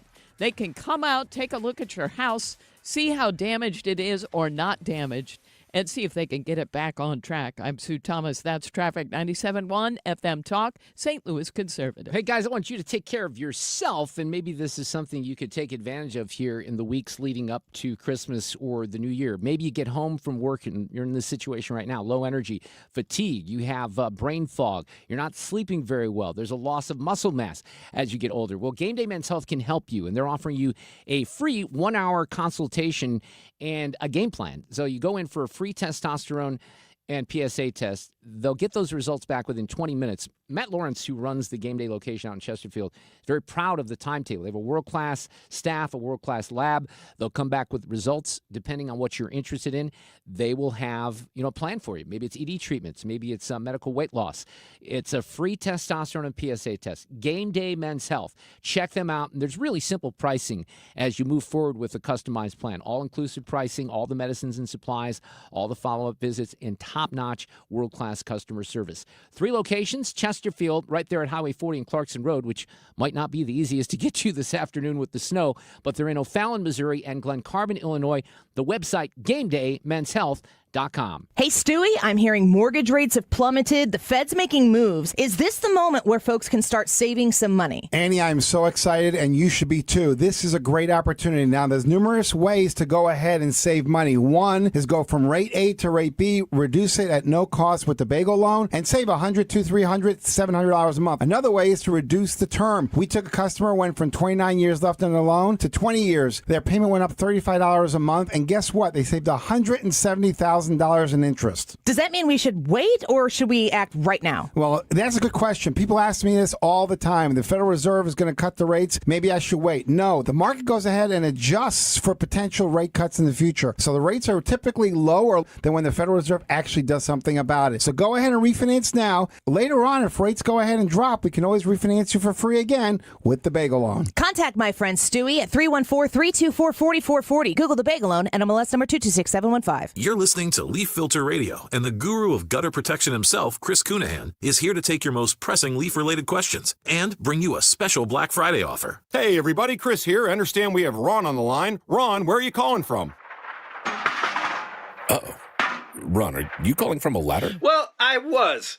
I wanted to ask Chris what I need to do to get my gutters ready to have leaf filter installed. Oh, Ron, you don't have to do anything. A Leaf Filter Trusted Pro will come out and clean out your gutters, realign and seal your gutters, and install Leaf Filter, America's #1 gutter protection system. So I didn't need to get on this ladder? Ron, Leaf Filter Trusted Pros are in your neighborhood and ready to help. Just visit leaffilter.com/radio to schedule your free gutter inspection and get up to 30% off. Thank goodness. What was that site? That's leaffilter.com/radio. And now, as a special Black Friday offer, you can get a free gutter inspection, plus up to 35% off. This is our best offer of the season. Unlock it now at leaffilter.com/radio. See representative for warranty details. Hi, I'm Nancy Cartwright. You may know me better as the voice of Bart Simpson. On Simpsons Declassified, we're diving into the mysteries that keep the Simpsons forever young. Have you ever wondered how the Simpsons regularly predicts future events? Who better to ask than the show's creators, performers, and writers, the celebrity guests? Be sure to follow and listen to Simpsons Declassified wherever you get your podcasts. Back to Mark Reardon, because someone's got to say it out loud. 97.1 FM Talk, St. Louis conservative. Okay, Monday edition of Sue's News about to kick off here. But, Sue, anything you want to toss in here traffic-wise, because it is messy out there? Yeah, you really need to know it's going to take you longer to get home if you are 44 or to the north. And we've just got so much slow-moving traffic everywhere, it's hard for me to cover. But westbound 6440 is closed at 94, and there's a huge jam on eastbound 270. Well, and westbound, too, headed for the Chain of Rocks Bridge. All right. I think we have a new sponsor today, by the way. These allegations are deeply concerning. Does the president have any comment? We're not going to comment. It's not clear messaging. No. And now, Sue's News. Brought to you by Sue. She's back. She is back as the sponsor. You spend so much money on this segment. We appreciate that. You give back. Yeah, that's what you do. I'm a giver. So we can wear your T-shirts now again. Yeah, that's Good. true. That's true. Fred had an insane travel time, but is back. How many hours total to get back from Costa Rica? Well, it was more than 24, Yeah. so it must have been like 36 hours. How was the flight down? How long? Oh, 2 hours from here to Dallas, and then 5 hours, maybe 4.5 hours to Costa Rica. So that's not simple, horrible. Right. Did you see like a big parrot or like the rainforest stuff? Oh, yeah. We saw all those things. Toucans. Oh, I love macaws, it. Oh, that's awesome. Anteaters in the trees. Anteaters in the trees, yeah. Mark. That's kind of sloths. We saw sloths sleeping in the trees. That's They really come down fun. from the tree once a week to go to the bathroom. Once a week. Wait, Yeah, what? isn't that- yeah, it's like isn't the that wild? anti-Mark Reardon. They don't drink Diet Coke, do they? That is bladder control of Hall of Fame level. Wow. Once a week? Yeah. Okay. Yeah. Just, Well, just I lots mean, of animals. they start on a Thursday, and it takes them that long to get to Well, the that's Wednesday. a good point. That's what happens. That's a solid point. Happy National Pie Day and Happy National Eat a Red Apple Day. I know. Don't eat the yellow today. Just have no idea why. Now, we've got music here, Mark. On this day in history, 52 years ago, it was 1973. I have a secret affinity for this group. When the Carpenters hit #1 with this song. I like how it sounds kind of country. Twangy there. Yeah, a little there you twang. go. This was #1? #1! Top of the world, the Carpenters. Oh, I missed the post a little bit it's there. okay. Damn it. I really wanted to do it. It was Here's the Karen. secondary. Such a feeling's coming over me. There were 2 posts there, in fairness, Yes. right? Yeah. There is wonder in most everything. You know, to try to explain music like this to kids these days, like if I went back and played this song to my daughter, she does like songs that have good melodies. and Yes. she has an appreciation for older music, but I don't know how the Carpenters would play. I bought this for my mother, I remember, one Christmas. Like it was the best of the Carpenters. And I thought, well, that's nice. She can, put that on. And then I found myself listening to it when she wasn't. I thought, why? I don't know. I kind of like it. Was it an album then? Yeah, it was just the best of maybe the Carpenters. It's but soothing. It's soothing music, right? yes. But you know more words than you think. Right. I'm telling you, you will sing along to this. Anyway, this was #1 52 years ago today. She then plays drums. She passed away, wasn't it even in the 80s? It was a long time Yeah, ago, it was wasn't a while. And I'm she gonna look married that up. somebody who was jerky and mean to her. And I didn't like that. Is that what happened? Yeah. Didn't help, and she had anorexia. I believe it was is what got her. The eating disorder is what. Let's see. It was. And, it was you know 19. what? Yeah, February of 1983. Yes, it's just a my shame because that goodness. voice is unmistakable. 33 years old, and to your point, yeah, she was a drummer with Richard Yes. there. And Richard, of course, apparently his parents thought he was the golden boy and he was going to be great, and it was all about Richard. And then she started singing, and they're like, "Oh, Really? But they were still Yeah, kind of yeah. all about Richard. And then on this day in history, 36 years ago today, in 1989, this movie was released. No, sorry, the Carpenter's still going there. Hey, Griswold, where do you think you're going to put a tree that big? Bend over and I'll show you. You know, I still have to do this afternoon, so I'm going to shoot for 5:20. I want to talk about Planes, Trains, and Automobiles and the John Candy documentary, and there's another movie that he was in. I look forward to hearing that. Well, I have a few comments to say about that, so I wanted to give myself a little more time, but that's awesome. It is, Fred, I don't think I've ever watched the entire movie. I know that makes What? me un-American. I Are really you don't kidding think me? I have. I have. It's good. It's great. I think I've watched the entire movie like 50 times. There might not be another Christmas. I've probably even watched that movie more than the Christmas movies that I like better than that. Just Really? because family, Becky's a big fan, and we watched it with okay. Alexa and the boys when they were getting older. So, yeah, we've watched Elf and that one. I think would be the two. Oh, yeah. Oh, I If you're do looking love at Elf. by count, I think those would be the two. Oh, that's fair. Mine is always A Christmas Story. I've seen that so many times. He comes down the stairs in a pink bunny. I've seen the heck out I'm of just it. worn out by that one now. I mean, you might be right. Maybe I've seen that one more than anything Yeah, else, that's but I'm ju- at that's the all point I'm now saying. where, right. It is Cyber Monday, but they're now already wondering if Black Friday is becoming obsolete because who wants to go out and fight, in line when you could sit on your couch and go boop, boop, boop. Now, I like Small Business Saturday, and that's great, but I just wonder if Black Friday is going to make it. Boy, Remember? Go ahead. It's not a thing anymore. Locally, It really that must have been isn't. tough. Oh, for yeah. merchants this Saturday. Last Saturday because of the snow. You're right about that. At Channel 4, when I was there, they used to have us work they'd send me up in the helicopter on Black Friday, and we would do reports of parking lots. Oh, yeah, like the 50% West full County at the Mall. calls. Oh, yeah, yeah, I mean, I remember. yeah. Huge. But the thing with those, and Jane had shared a lot of stories over the years, my former colleague at KMOX, Carol Daniel, and her mother, it was sport. It was a tradition. They would do it every year, and they had fun doing it. So it wasn't just about buying things. It was a family tradition. You're right. And I think that has gone by the wayside a little bit. Adobe Analytics say Americans set a new record for online shopping on Black Friday, 11.8 billion. That's up 9% from last year. The peak was 10 a.m. until 2 p.m., when we were spending $12.5 million per minute. Wow. Per minute. Wow. We also spent $6.4 billion online on Thanksgiving Day. What? I don't know who has time for that. Well, because you're sitting around, you're watching football. Oh, and that's stuff like true. That. It's the people who aren't cooking. Right, exactly. What'd you do to yours that was so bad? I don't want to talk about it. Okay. It was a shameful Thanksgiving meal. A shameful? I accept 100% responsibility. Huh. Did you have people sue at your new house? Yeah, except Mike did not feel well that morning, and I thought, So I ended up canceling, and then I had to eat all the turkey myself. I ate all the dark meat. All I've got left is white. Wish you had invited me over. I could have had a better turkey. I'm the probably. opposite. Yeah? Yeah. Nothing? I love the white, don't like the dark meat. Oh, see? That's how it is I'm in on our Team house. Fred there. Yeah. No, I like the dark meat. It's got more flavor. Where was I? More than half of those online sales happened on phones this year, too. That's the new thing. Wait, what? Yep. Like, what does that even mean? Well, people are buying online, but not on their laptops, or they're just I doing it on their I phone. use a phone more than a laptop. Yeah. Oh, okay. Yeah. But no, you're not. To This get is on where Amazon. I get confused. I thought maybe we were talking about, like, they were calling QVC or something like that. no. You're talking about just apps on the Correct. phone. Oh, Right. yeah, Correct. of course. Yes. Well, here are a few things to look forward to in December. Of course, in sports, we've got college football bowl games on December the 13th. In theaters, the big ones this month, Avatar Fire and Ash on December 19th, and SpongeBob movie Search for the SquarePants lands on that same day. Have you seen the ads for the Neil Diamond movie? No, but I Fred, have want you? to see it. Fred, you're going to find this interesting. I thought it was going to be a biopic of Neil Diamond. It is not. It is about lightning and thunder. I knew them in Milwaukee. This was a Neil Diamond cover band. We had Greg Kaz on, who did a documentary called Song Sung Blue.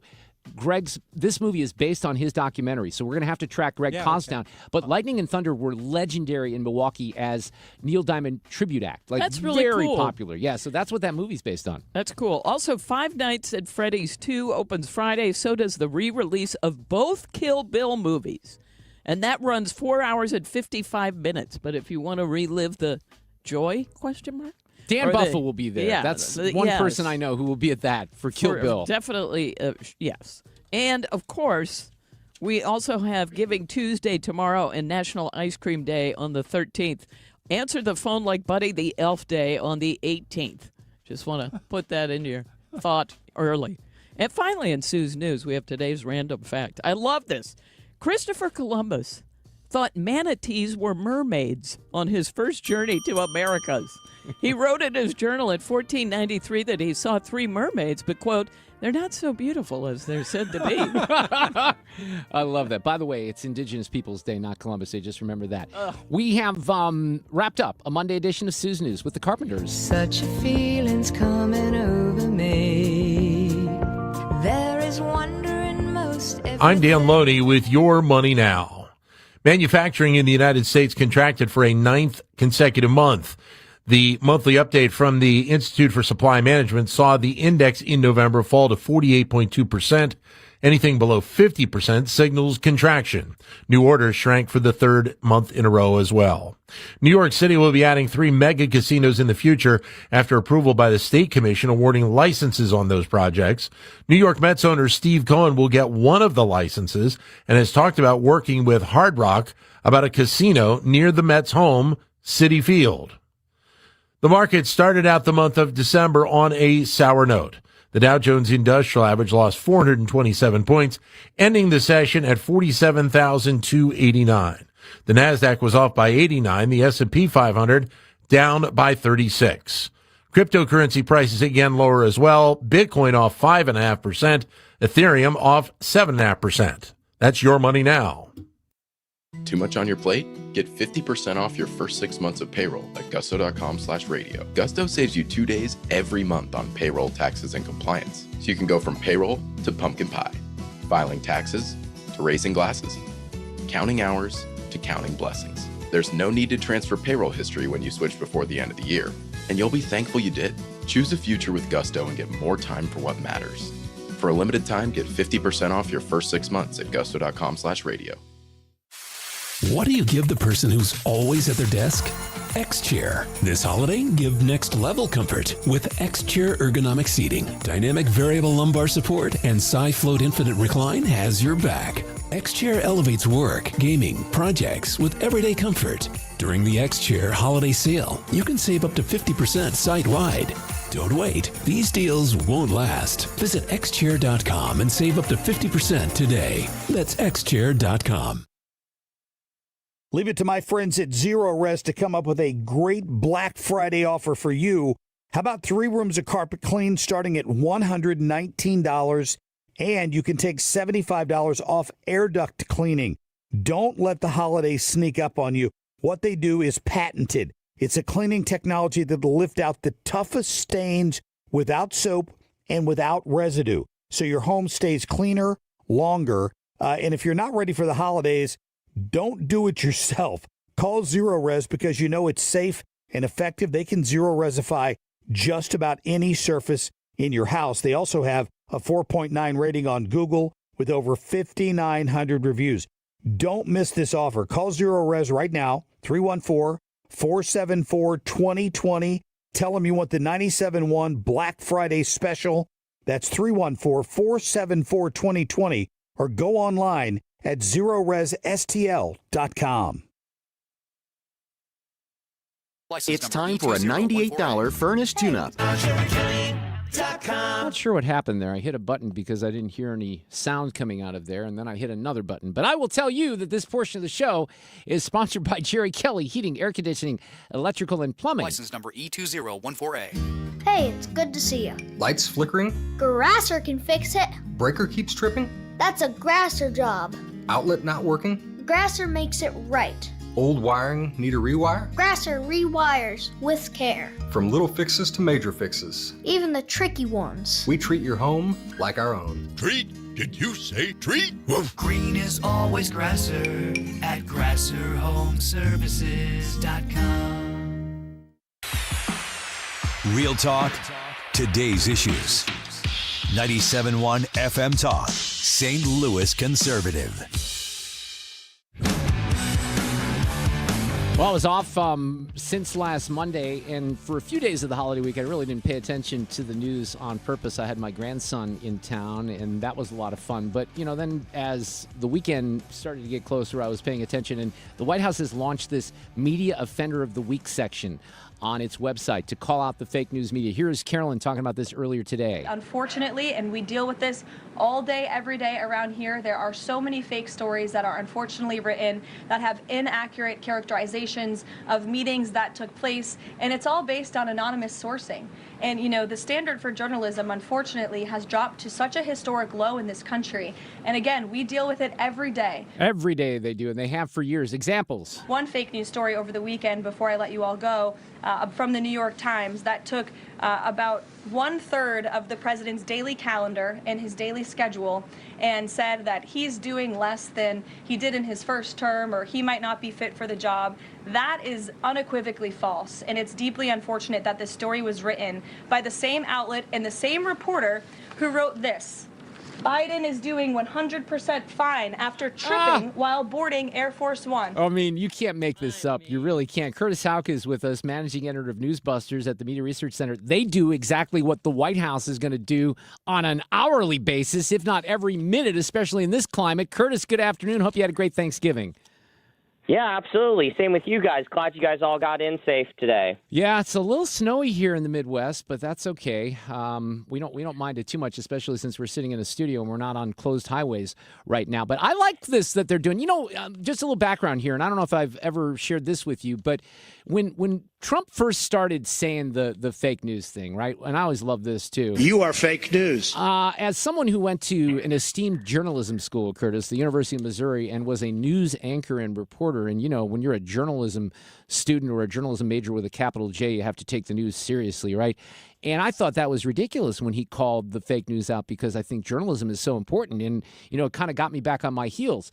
But then I started paying a little bit more attention. You'd think I would have been, because I've been tracking media bias since the late 90s with Bernie Goldberg's book, Bias. But as you start to get into some of the things that happened before the pandemic, like I would say Brett Kavanaugh hearings in particular, or Covington Catholic, I started coming along more and more saying, you know what, I can't not defend that anymore, because it is indefensible what these news stations and outlets and newspapers are doing.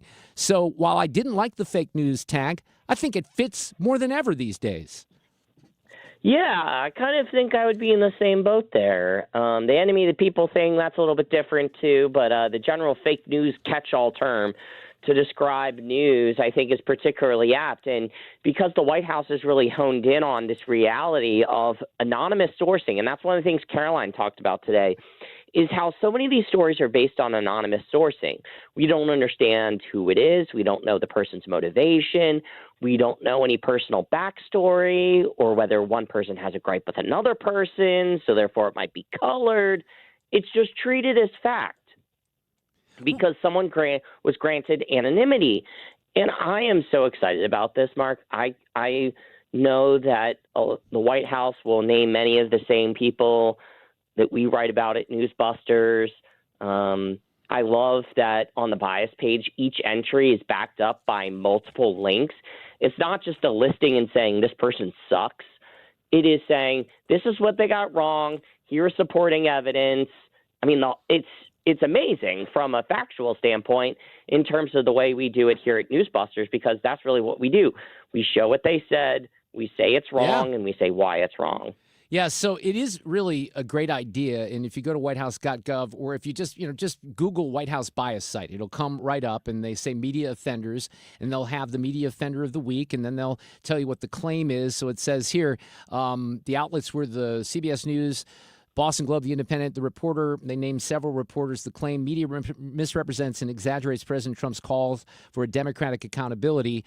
Category, misrepresentation, omission of context. And then they talk about how the media misrepresented his call for members of Congress to be held accountable for inciting sedition, saying that he called for their execution. The truth, the Democrats in fake news subversively implied that President Trump had issued illegal orders to service members. Every order President Trump has issued has been lawful, and they go on and on. And in fact, what we've learned in the last 2 weeks is every person who was in that despicable video that told our members of the military to not listen to orders if they were illegal, they couldn't offer one example of an order that wasn't legal. Not one. Correct. Well, and first on the actual page itself, what's really great is they have a drop-down menu based on the publication. They have a drop-down based on the reporters. And just to be a nerd here, they even have categories. They say why. It's misrepresentation. It's just omission of context. It's just general bias. I mean, it's amazing that they go through all these kinds of things. And the other thing on the actual video, we would point out, my colleague Jorge Bonilla has done a lot of this, point out that a lot of these folks may actually be guilty of 18 U.S. Code 2387, which talks about trying to cause insubordination, disloyalty, mutiny, or refusal of duty. It's basically trying to sow disorder within the ranks. That is such a thing that some of these folks could be hit with. We don't necessarily have to hit them with straight up sedition, punishable by death, but some of these charges about sowing disorder within the ranks could lead up to imprisonment of not more than 10 years or both, and ineligible employment in the United States for any agency for 5 years. So, I mean, this is definitely has something with legs to it. They were obviously tipped off, Mark. We all know this. They were tipped off about this story with the Washington Post and the Venezuelan drug boats and the secretary, and his orders to kill everyone on the boat. I mean, this is how the media works. We've seen this it's almost a decade now, Mark. I mean, that's crazy. It really is, but I am impressed with this website, to your point, because they go down every claim, whether it's, the Maryland father and Kilmar Abrego Garcia, or some of the things that the BBC has done. Here's one. The View's Whoopi Goldberg makes up a song to slam Trump for building the White House ballroom, which they totally misrepresented that. You would have thought the whole damn White House was down if you listened to The View or some of these other outlets, right? And then this is my favorite. So they go, and Curtis just said all this, but just so you're clear, they have the claim column, then they have the publication, then they have the reporter, and then they have the category. And in the category for Whoopi's, it says left-wing lunacy, which you can't beat. I mean, they call it right there, don't they?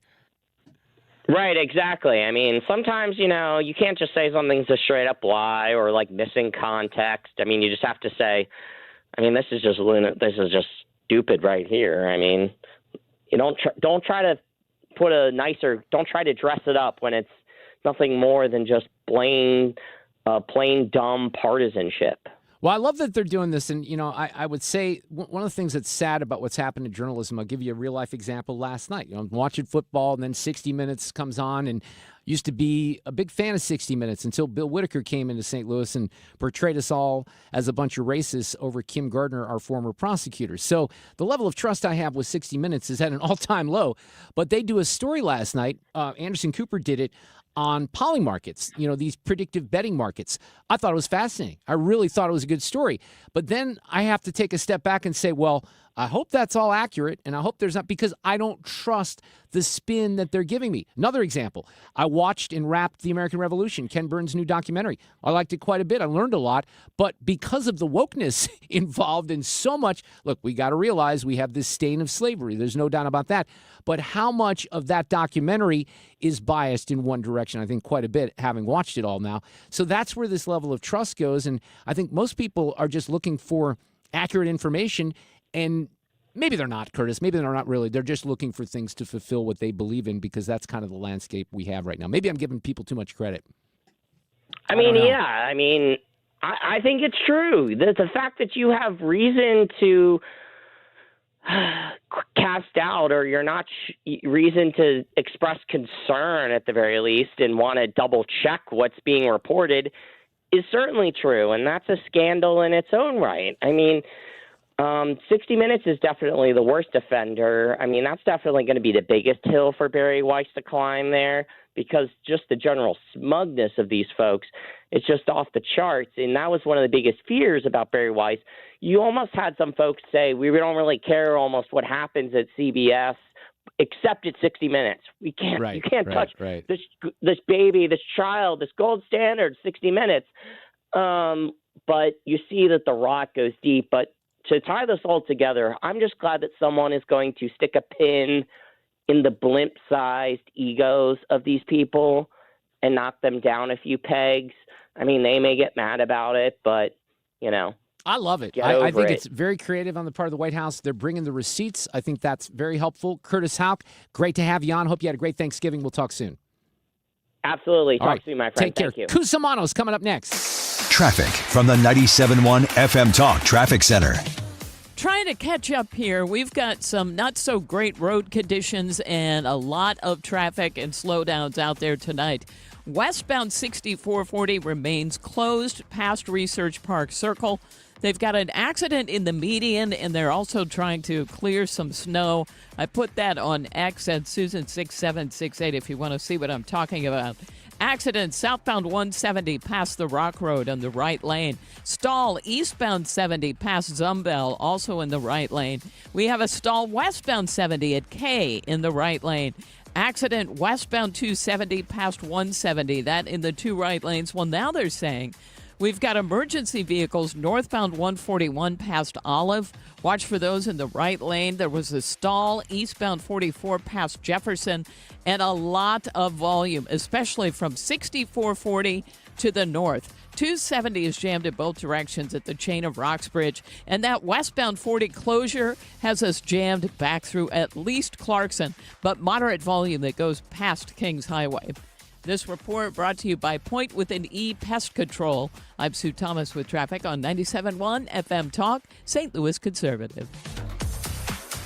Tired of mice? Point Pest Control finds their entry points, eliminates the infestation, and seals them out for good with our exclusion services. Mention Annie to get 10% off on top of any other special. Call 636-798-0023. Visit Point with an E, pointpestcontrol.com. I would say that we're entering this territory, because we're post-Thanksgiving, and then Christmas is in just about 3.5 weeks, which is hard to believe, and then the New Year. If you're thinking about putting your home on the market, a lot of people say, well, we don't want to do that during the holidays. That's a bad time. Let's wait. The Gelman team would tell you don't do that. Put it on the market now. There are buyers 12 months out of the year, and you want to make sure that you get that home out there and marketed properly with a great company, and that's exactly what they do here in St. Louis. And you can find out some examples of this and some information at thegelmanteam.com. One of the great tools that they have for you as a homeowner, and if you're someone thinking about selling, you can just enter in a little bit of information on their website. You'll see something at the top that says, how much is your home really worth? Find out for free. You pump in your address. You're going to get a very accurate, representation of what that price would be if you list the home. And then, of course, the Gelmans can take it to the next level. So don't be afraid of the real estate market. There are challenges. There's no doubt about that. You can't automatically assume above asking price, but you can still get it if you're doing the right things, and the Gelmans are going to walk you through that. Check out the Gelman team today with eXp Realty, thegelmanteam.com. Give something that means something. Roll up your sleeve at the Odyssey Blood Drive in partnership with the American Red Cross, December 16th through the 19th at multiple locations. Make an appointment in the Red Cross Blood Donor app or at redcrossblood.org. Enter sponsor code Odyssey for a drive near you. Let Banner Construction show you what a difference James Hardy can make to your home. Banner's exterior design team will show you custom design options to transform your home into the neighborhood showplace. Banner is a preferred James Hardy and Pella Windows specialist. With winter just around the corner, now is the time to think about Pella Windows for energy efficiency and comfort. Call Banner Construction, 314-569-1050 to schedule your free in-home consultation, or the website bannerconstruction.com, and have a banner day. Are you tired of feeling sick and tired? I'm Dr. Nick Barnes of Health from Within Family Chiropractic. Our simple 5-step approach aligns your health naturally. We correct spinal abnormalities to maximize nerve supply, focus on pure and simple nutrition, exercise and oxygen, mindset, and minimizing toxins in your body. Transform your health today with Health from Within, conveniently located on Manchester in Rock Hill, or online at healthfromwithinstl.com. Swapping out your tires? There's nothing like it. With eBay, you can find the feel you're looking for, from smooth highway rides to grip for rough terrain. Get all the tires you need at prices you'll love. eBay, things people love. You're listening to The Mark Reardon Show on 97.1 FM Talk, St. Louis Conservative.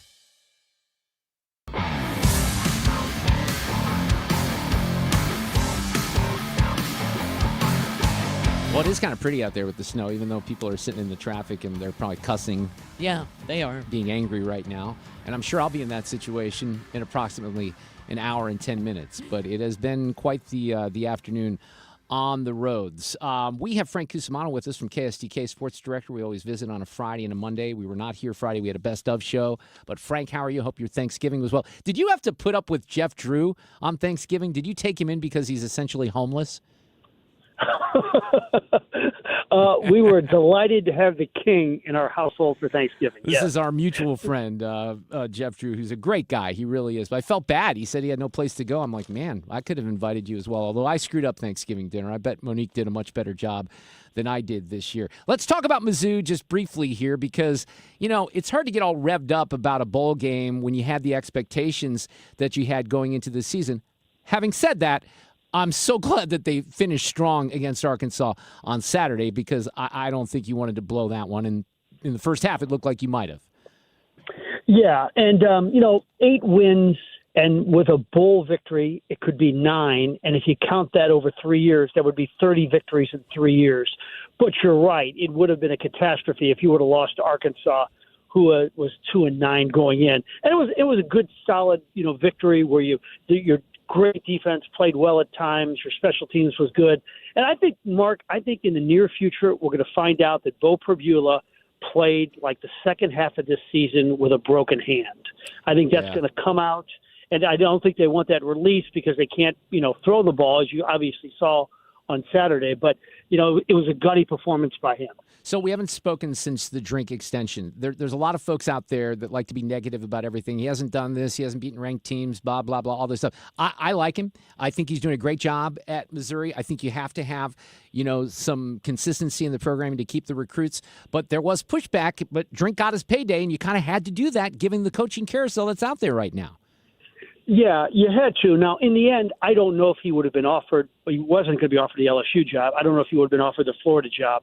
But I think, in discussing with the board of curators, some of their people, that this is a contract that's we're not going to have this drama from year to year. And as you say what you will about the man, but he's been a fabulous recruiter. He's won a lot of games. He's got to find a way to have a better offense and a better special teams. But I'm glad he's the football coach of our state university. I agree.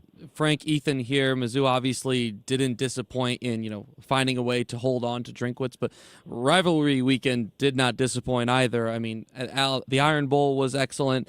Texas A&M goes down courtesy of Texas. You had the game was a pretty impressive showing from Ohio State, and now we have conference championship weekend coming up this upcoming weekend. What are you going to be keeping a close eye on going into, what will be the, just the day after the releasing of who will be in the college football playoff? Well, I got to tell you, and I think it's a legitimate, great question by you as usual, but I think the most fascinating thing is what has just been revealed in the last, 5 hours, is that because LSU wants to make Lane Kiffin's experience so special, that when Ole Miss wins a game, because he had it in his Ole Miss contract, each game he makes money. So if they win that first round, he makes $100,000, even though he has nothing to do with that game. And if they win the national championship game, LSU will have to give him $1 million. If they win a second round game, it's $250,000.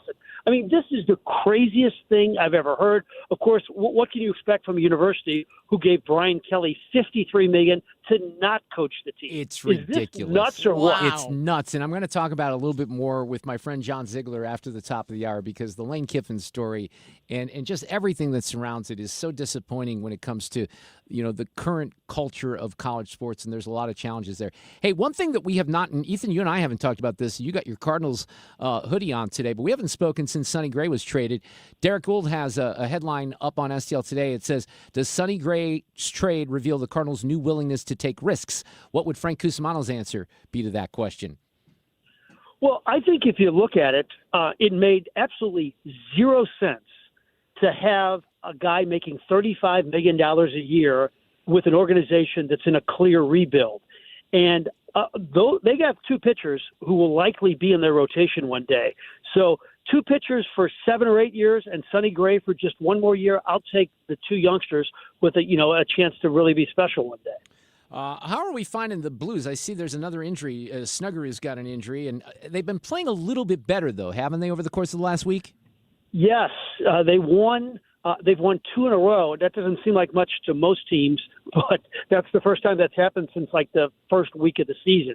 So it's really good. They have the Ducks tonight, but the injuries are devastating because Snuggerud is now going to be out 6 weeks with wrist surgery, and Alexei Toropchenko had some type of incident at home where he burned his leg. He's not going to be available, and either is Pius Suter. So they're going to be facing a first-place Ducks team without 3 of their better players. Frank, we don't hit on SLU sports really in general here very often, but there's some commotion right now on campus because the soccer team is heading to the Elite Eight after a big win against Bryant, and then you also have the basketball team who is off to a red-hot start and is a very fortunate buzzer-beater shot basically from Stanford from being undefeated. Yeah, they really should be 8-0 as we speak. It was the most painful ending of a game. I mean, just imagine this. Mark, listen real closely here. You're up 2 points, and there's a guy at the free throw line, and he has one more free throw left. So he misses it intentionally. Stanford throws up a three-pointer at the buzzer, and you lose it. I mean, Ethan, could things be any more painful than that? Pretty brutal. Even though it's been a nice start. Oh, I missed that. Wow. Yeah. Oh, my gosh. Yeah. Okay. I'm going to have to watch the video. That's nuts. Well, that's what makes sports interesting and exciting and emotional, certainly, for us. Frank, anything else you want to mention as we start the week here? I will say this. There's a great article by Jordan Walker in the Post-Dispatch. And, there's no scenario where the Cardinals can be any good if he fails completely. And I just like how he went to the hitting lab right afterwards. And I hope there's a chance that this 23-year-old who everybody is so down on can resurrect his career and be special, because you don't want to have the top prospect in your organization completely failing. And I'm really rooting for the guy. Absolutely. All right, Frank, we will talk on Friday. Have a great week. Try to get through the snow. Okay, guys, take care. All right, take care. Yeah, and the snow is not easy. We have traffic situations everywhere. Sue with an update here. Traffic from the 97.1 FM Talk Traffic Center. Especially 6440 to the north, we have a lot of slowdowns. Now, part of the problem on westbound 6440 is that it is closed, and this is all due to an accident, but also road conditions. And this is just past Research Park. And they've had that closed for so long that they're just now reopening it. Sorry, I just pulled up the camera, and they're just reopening it, which is great news because it was a parking lot back through Clarkson. And we had slow-moving traffic, and still do, that goes all the way to the Poplar Street Bridge, but the heaviest was at Clarkson. Now, people are taking 364 as an alternate. It's heaviest between 270 and 141. We've got a stall eastbound 70 past Zumbel in the two right lanes, a stall westbound 70 at K in the right lane. Accident westbound 270 past 170 was there for a while and caused a delay. And emergency vehicles northbound 141 past Olive, also in the right lane. So expect a slow go tonight. Northbound 270 is lined up. And it's heaviest between, it looks like Ladue Road now, all the way on up through 70. And we've got moderate volume downtown. And if you're headed into Illinois on the bridges downtown, it's better. Don't take eastbound 270. It is jammed. I'm Sue Thomas. That's Traffic 97.1 FM Talk, St. Louis Conservative. This report is sponsored by Overhead Door Company of St. Louis. Overhead Door Company of St. Louis is hiring residential garage door technicians and installers. Apply today. Get a call today. Hiring bonus up to $4,000. Benefits include health, dental, vision, and pension. Apply today at overheaddoorsstlouis.com. Hey, it's Mark Reardon for Generator Supercenter of St. Louis. As we get colder weather moving into St. Louis and into Missouri, you don't want the power knocked out. Let's be honest. You don't want the power knocked out at any time. But think about it like when it's really hot over the summer or when it's really cold. That's the last time you want the power to go out. I'm going to give you an opportunity to get a free estimate on a Generac home standby generator from Generator Supercenter, the nation's #1 Generac generator dealer. These are high-quality generators. You never have to worry. Even if you're away from home, the Generac generator will kick right in. So whether it's a long outage, severe storms, ice storms here in the Midwest, downlines, it doesn't matter. Don't depend on the utilities. Put yourself into a position where you get peace of mind with a Generac home standby generator from Generator Supercenter of St. Louis, the nation's #1 Generac generator dealer. Call 314-499-2020. Financing is available. Call for a free estimate today or visit GeneratorSupercenterofStLouis.com.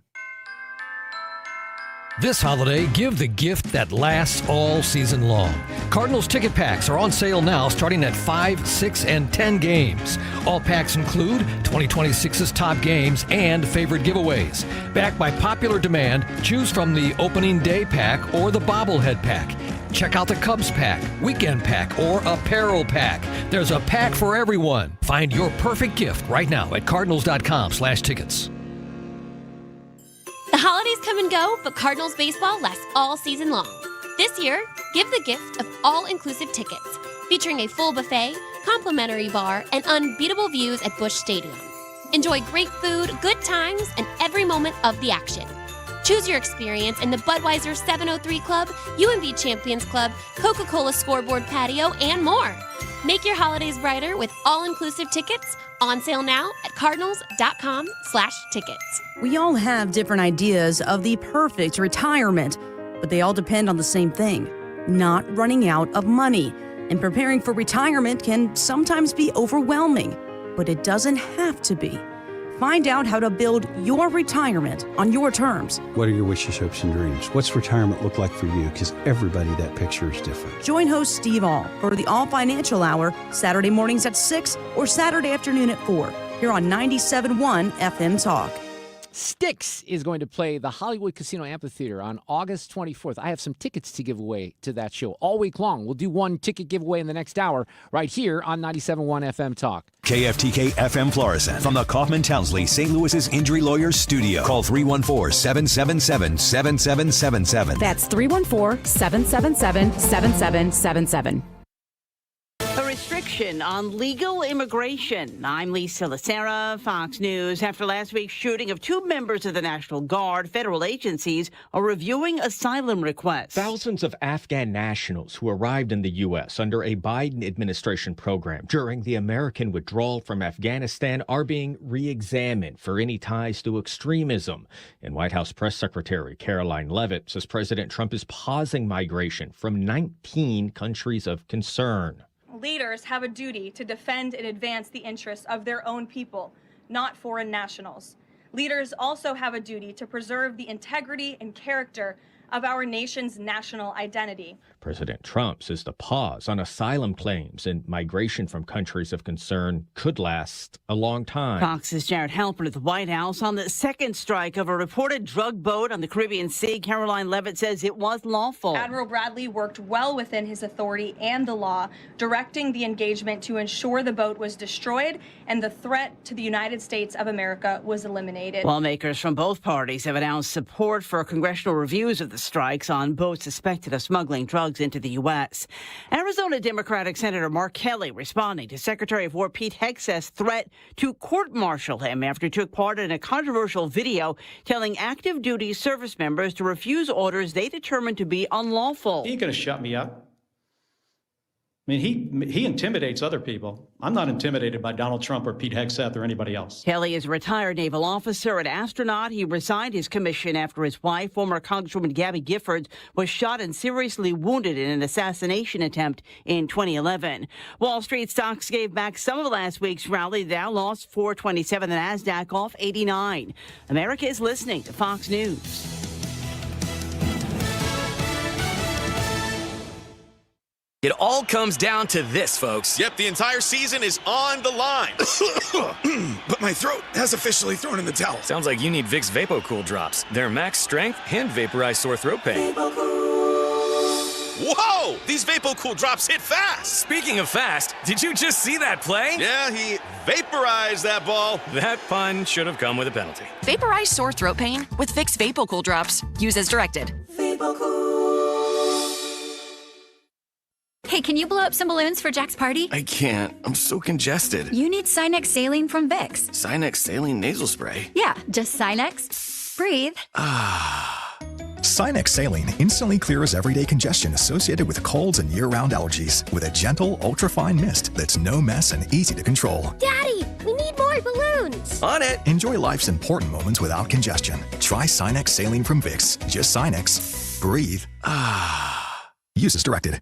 Air Comfort Service, heating, cooling, and insulation. Weather. The dry snow, which is always a very slick snow, causing all kinds of problems around town. This snow will be over by midnight at the latest, on the average about 2 to 3 inches across St. Louis. It's cold. It's all snow, 20 for the low. It's gone Tuesday, partly sunny and cold, 28 degrees with that fresh snow cover. Tuesday night, clear and cold, 21 degrees. This is 97.1 FM Talk. Chief Meteorologist Dave Murray. This hour of the Mark Reardon Show is sponsored by Gamma Tree Experts. Your trees deserve the best care. Call Gamma Tree Experts.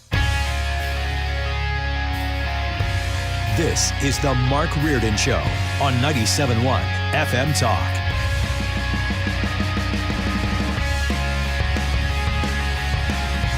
Well, here is the governor of Louisiana, Jeff Landry. He's very excited that they have a new head football coach that skips around in the collegiate athletic world all the time, every other year or so. Well, look, I think that, you don't hate the player. You can hate the game if you like, but that's where we are in college sports right now. I'm hoping that Congress, they have the SCORE Act coming up this week, and that they'll start to put some sanity back in college sports. But I am so elated that Lane Kiffin is at LSU now. It's going to be great. They got a great press conference coming up. Our Board of Supervisors and our athletic director and our new LSU president have done a phenomenal job. It's going to be a great day when Lane Kiffin's on the sideline in Tiger Stadium. So for those of you who don't pay attention to collegiate sports, Lane Kiffin, big name out there, has been for a long time, has been the head coach of many successful and unsuccessful programs over the years. And he was coaching Ole Miss in the SEC and headed to the CFP, the College Football Playoff. But his name was always at the top of the list of the rumors for these other schools. So I'm not a big fan of all this coaching carousel stuff that happens before bowl games or championships anyway. But in this particular situation, when it's an intra-conference deal, when he leaves one SEC school to go to another, I think I'm less of a favorite. But my friend John Ziegler popped off on this on the X, formerly Twitter. And, John, there's a part of me that just wants to get you going on this, press go, and just sit back for about 20 minutes or 40 minutes and have you go off on this because it is a ridiculous situation, and it harms college sports even further than it's already been harmed. And I know that you have a lot of thoughts on that. How are you? Well, I'm all right. You're going to need about an hour. I know. I figured. I'm almost willing to give it to you because I'm pissed off about this, too. I find this story so fascinating, and it really has very little to do with sports or college football. It has to do with the nature of our society and where we are, where we're heading, what our value system is. But I think you need a little bit more context for how insane this is. And college football is a soap opera, right?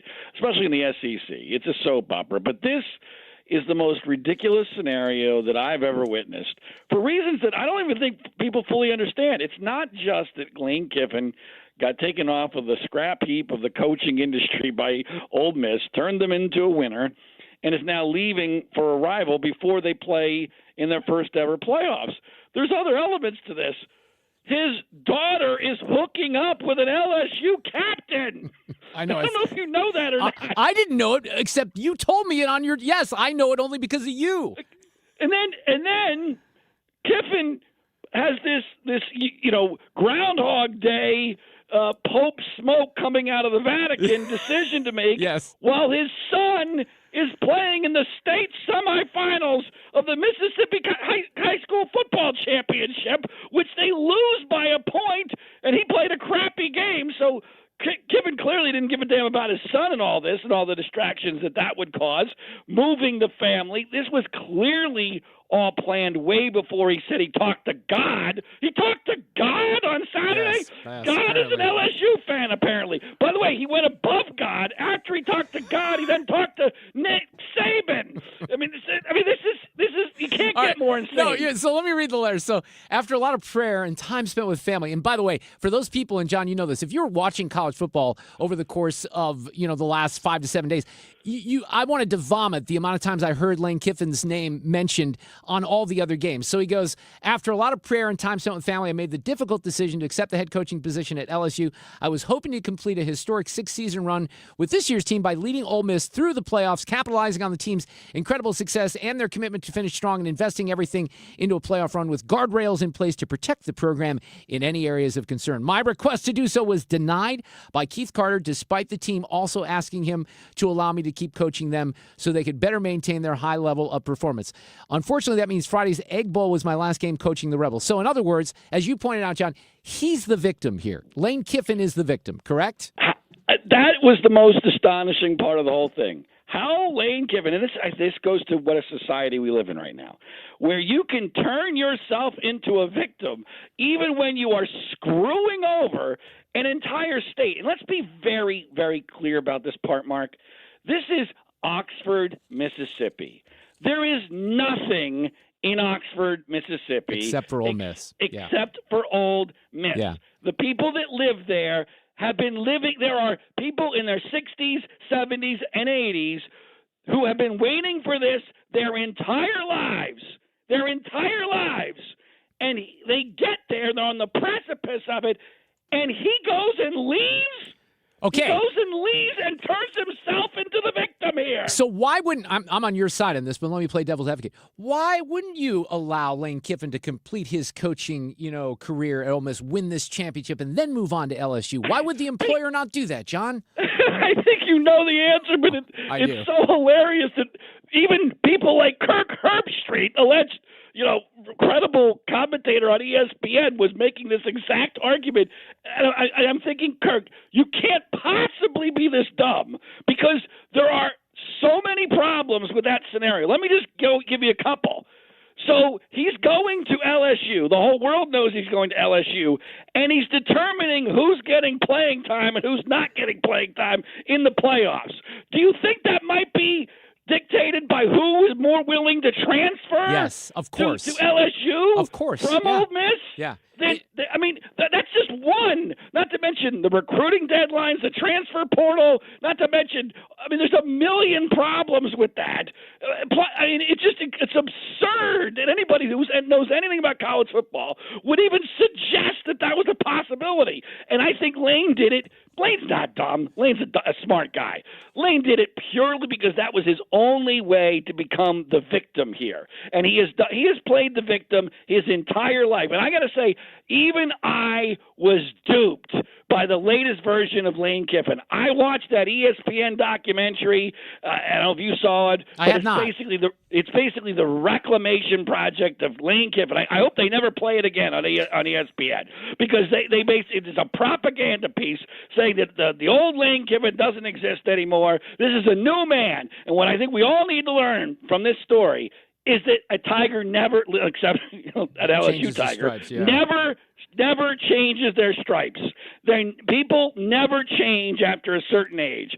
And Lane Kiffin is not a changed man. He used the narrative of being a changed man to dupe an entire state and leave them out in the lurch when they had their one moment of time in time, their one moment of potential glory, and now they're screwed. And somehow he's the victim. Marty Give Smith, me a damn break. Marty Smith from ESPN grabs him when all this is made, and he's kind of jokey with Marty Smith. He says this. That this was a very challenging, difficult day. We went through a lot last night with Keith Carter trying to figure out a way, to make this playoff, run work and be able to coach the team. And at the end of the day, that's his decision. And I totally respect that. I understand that decision. And, so I just totally wish the team the best of luck, wish that I was coaching, but understand that it was a very challenging position for him and the chancellor to be in. And totally respect that. So, just really hope they play really well and go win the national championship. I don't even know how to respond to that. Rah, Ole Miss. Do what you can. I'm out of here. Well, don't get me started on Marty Smith because Marty Smith, and he works for ESPN, which I despise, and I blame ESPN for all of this, okay? All of this. I hope that you and your listeners understand that all of this is connected to what ESPN did with expanding the playoffs. Without expanding the playoffs, this situation doesn't exist because once we made the playoffs everything and we eliminated any significance to the bowl games, teams started firing their coaches as soon as they were out of playoff contention. That's the reason for this. This is all interconnected. They opened a Pandora's box that can now no longer be closed. A Pandora's box I was warning about for years. But as far as Marty Smith is the worst kind of quote-unquote journalist in modern where journalism is dead. That's why I host a podcast called The Death of Journalism, where his entire role is to pretend to be a journalist when he's actually working for the agenda for ESPN and oftentimes being told by ESPN to sell out his own demographic. He's the one Southern male saying y'all and dang gum. When in reality, when they need someone to sell out the white male demographic, the white conservative Southern male demographic, it's Marty Smith they go to. Perfect example of that, the whole Bubba Wallace. Bubba Wallace, yeah. The Bubba Wallace ridiculous situation involving the noose that wasn't racist. Marty Smith completely jumped the shark on that situation. He sold out every Southern white male claiming NASCAR was racist, and when he was wrong, there were no ramifications whatsoever. So now his job is to prop up Lane Kiffin, make sure people don't realize that the playoffs is a complete farce because his employers are the ones that created the system. And so he softballs Lane Kiffin, and at the end of the interview, Mark, they hug. Yes, I know. They hug. I know. But let me go back to Lane Kiffin and the whole situation of collegiate sports because we got a quarterback who was injured part of the season at Mizzou, Bo Pribula, who made a controversial decision a year ago. You know the Penn State situation better than anyone. He leaves Penn State before they go into the postseason. So I hate this stuff, and I hate it with coaches. And I think there's one coach out there, I can't remember what school, where his school did allow him to go to the bowl game, and then he's going to start the new gig. But how do you fix this? Because on the one hand, the coaches have to be in a position, I guess, at this time of the year to make sure that they secure recruiting, et cetera. You have these players who are going to decide now in the coming weeks where their paychecks are going to come from and if they're going to be better at LSU or Ole Miss or Mizzou or wherever. It's a mess. I know that you think that we've ruined collegiate sports, but is there any way to reel some of this back in to offer some sanity? Well, let me get there because I want to address part of what you said there, because I think the most interesting thing going forward in the next couple of weeks is, will the Lane Kiffin example be taken by players as a permission slip to bail out of the playoffs? And I think that's what ESPN is terrified of. I think ESPN, because they own the playoffs, literally, they own the playoffs. If this creates a contagion where primetime players, we've already seen a couple of backup quarterbacks do it. You referenced that. And we almost had the starting quarterback from Tennessee do it last year. He'll basically pull out or hold out for more NIL money before the playoffs. Yeah, right.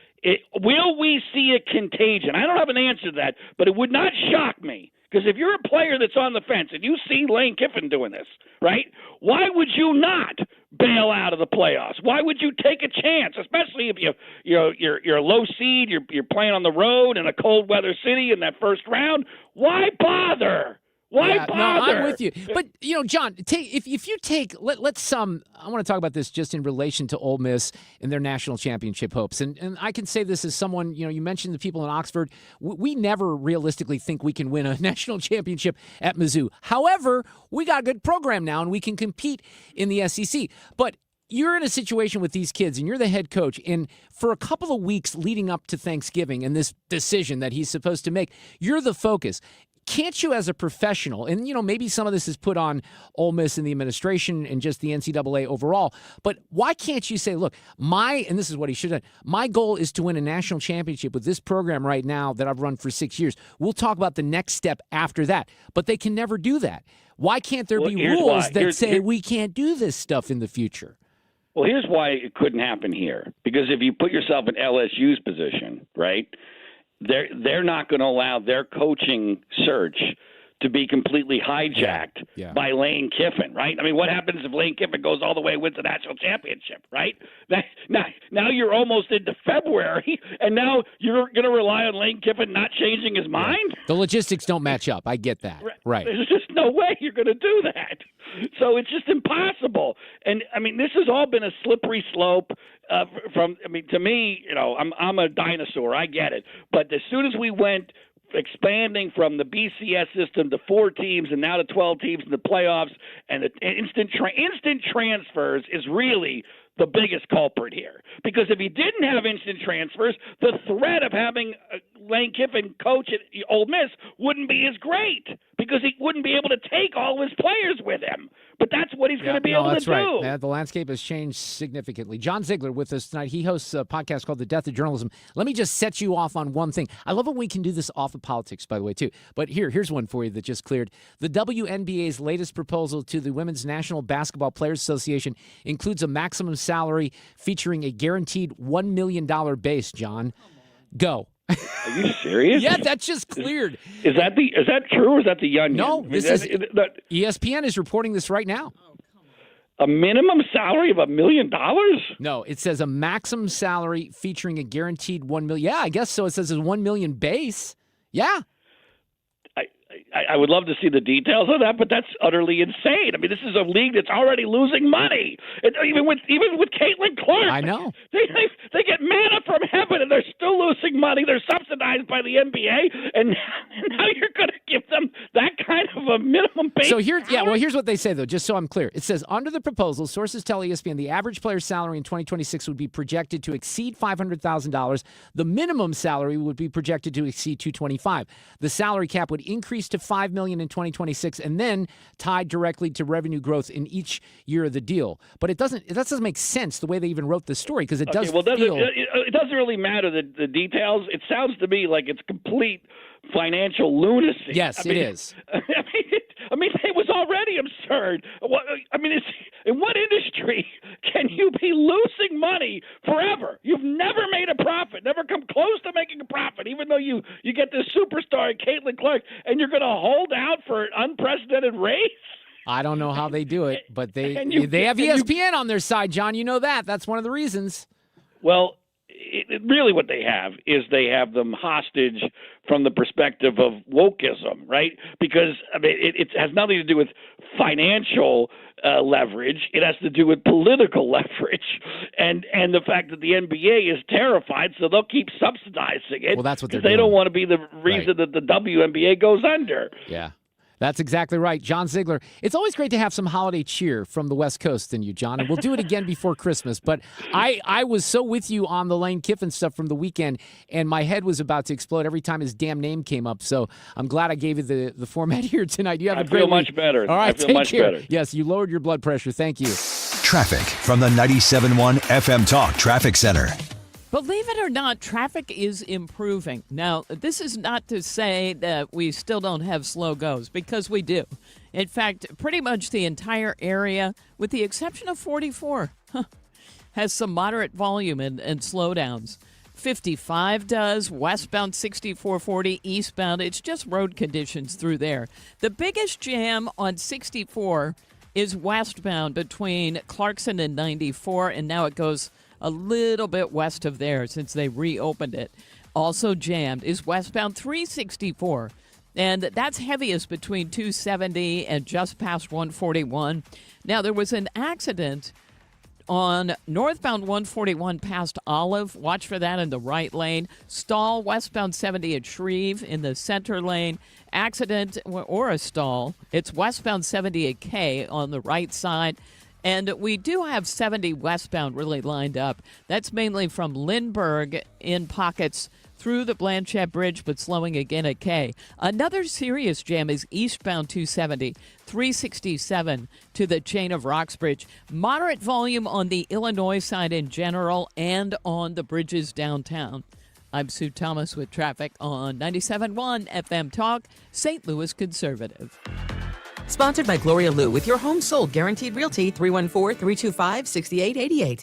Need to sell your home and you want the most money? The name to remember is Gloria Lou. Yes, Gloria Lou with your home sold guaranteed realty at 314-325-6888 and start packing. We are at 31 plus years for Michael's Flooring Outlet. They've been the trusted flooring expert in St. Louis for decades, in St. Charles as well. A lot of expertise in all flooring types. And Mike Reynolds has a great team, and the expertise and the knowledge that they have with the products, which are always changing. The technology, as I often say, has advanced in flooring just like anything else, and it really offers you some amazing assortment of products, whether it's hard flooring or soft flooring, maybe some silky soft mohawk carpeting. They're among the best in the industry. But if you're trying to do something even on a budget, you have a small project, a big project, you need carpet repairs, you need carpet restretching, all of that Michael's can help you with. They're open every day except for Sundays. They do keep the team home on Sundays, which is awesome. They're in Old Town St. Peters, in Darden Prairie, and in West County on Olive. The website, igotfloor.com, Michael's Flooring Outlet. We, without hesitation, recommend that anybody work with ThrottleNet. The experience will be as good as it's been for us, for anybody, because you'll get a true partnership and you'll be able to rest easy that you're going to get the service that you need, while they're also doing all those things that you don't want to have to think about, that you don't want to have to worry about. They're always doing that in the background for you. Don't wait for your next IT crisis. If your business depends on technology, you need a partner that's got your back. Contact ThrottleNet.com to get a free IT evaluation and see how we can support your IT everything. You've got your whole life ahead of you, so choose a Medicare plan you can count on. And that's what you get with a Medicare Advantage plan from United Healthcare. With more than 45 years' experience serving its members, United Healthcare has plans with low monthly premiums that fit your life today and as your needs change tomorrow. The Medicare annual enrollment period ends December 7th, so go to uhc.com/Medicare today. United Healthcare Medicare plans. It's Medicare coverage Missouri can count on. When you're approaching retirement, there are a lot of questions to answer. Do you have enough money to fund your income for life? How should you claim Social Security? And what's your plan for health care and long-term care? Hi, I'm Eric Robert, Director of Investments with the ClearPath Wealth Management Group at Stifel and host of On the Money Saturday mornings at 11 on 97.1 FM Talk. Don't leave your retirement to chance. It's crucial to understand and address relevant risks before you retire. Our team can help you get organized, guide you through critical retirement decisions, and create an investment portfolio designed around your needs. To schedule your free retirement plan consultation, go to clearpathinvesting.com. That's clearpathinvesting.com. Or call us at 636-695-2650. That's clearpathinvesting.com or 636-695-2650. Stiefel Nicholas and Company Incorporated, member SIPC and NYSE. Are you needing your groceries and needing them fast? Ruler Foods now delivers in as little as 30 minutes, powered by Instacart. Get fresh produce and everyday essentials delivered straight to your door. And here's the best part. Enjoy free delivery on orders over $35 through the end of this year. Don't wait. Download that Ruler Foods app and order today. At Ruler Foods, you can always shop smart and save big, and let Ruler Foods bring the savings to your door. Find your Ruler Foods at rulerfoods.com. From politics to pop culture, Reardon breaks it all down. 97.1 FM Talk, St. Louis Conservative. Bet your soul they did the boogie woogie with the study. I love this scene featuring this Ray Charles song in Planes, Trains, and Automobiles. And you know, Sue, for weeks I've been talking about wanting to watch the John Candy documentary on Prime, which I think came out about 6 weeks ago. And I kept putting it off, and I'm like, I need to watch this damn documentary. But before that, I thought, let me watch on a Thanksgiving weekend, with the theme being getting home on Thanksgiving weekend, Planes, Trains, and Automobiles, which I had not watched in a long, long time. And it was wonderful. It was so amazing.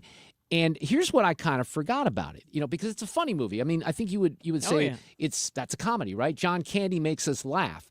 But there is real emotion in that movie. And now I've done what I said I was going to do. I've watched 3/4 of the John Candy documentary. And when you see John Candy and his story and you learn about him and what made him special, it honestly, you know, I was getting emotional this morning because I was watching the documentary. It makes you want to be a better person. It makes you want to be a better father because he loved his kids. His father died when he was 5 years old from a heart attack, right? Oh, geez. So he always knew that he might have a very short life. But I want to go to this scene because we love Uncle Buck, right? Yes, we do. And I'm not quite to the point where they're talking a lot about Uncle Buck in the documentary. But with Planes, Trains, and Automobiles in particular, there's that scene in the hotel room where Steve Martin just berates John Candy's character, right? Oh, yeah. Because he's had enough of him. And this is what it sounds like a little bit. It's like going on a date with a chatty Cathy doll.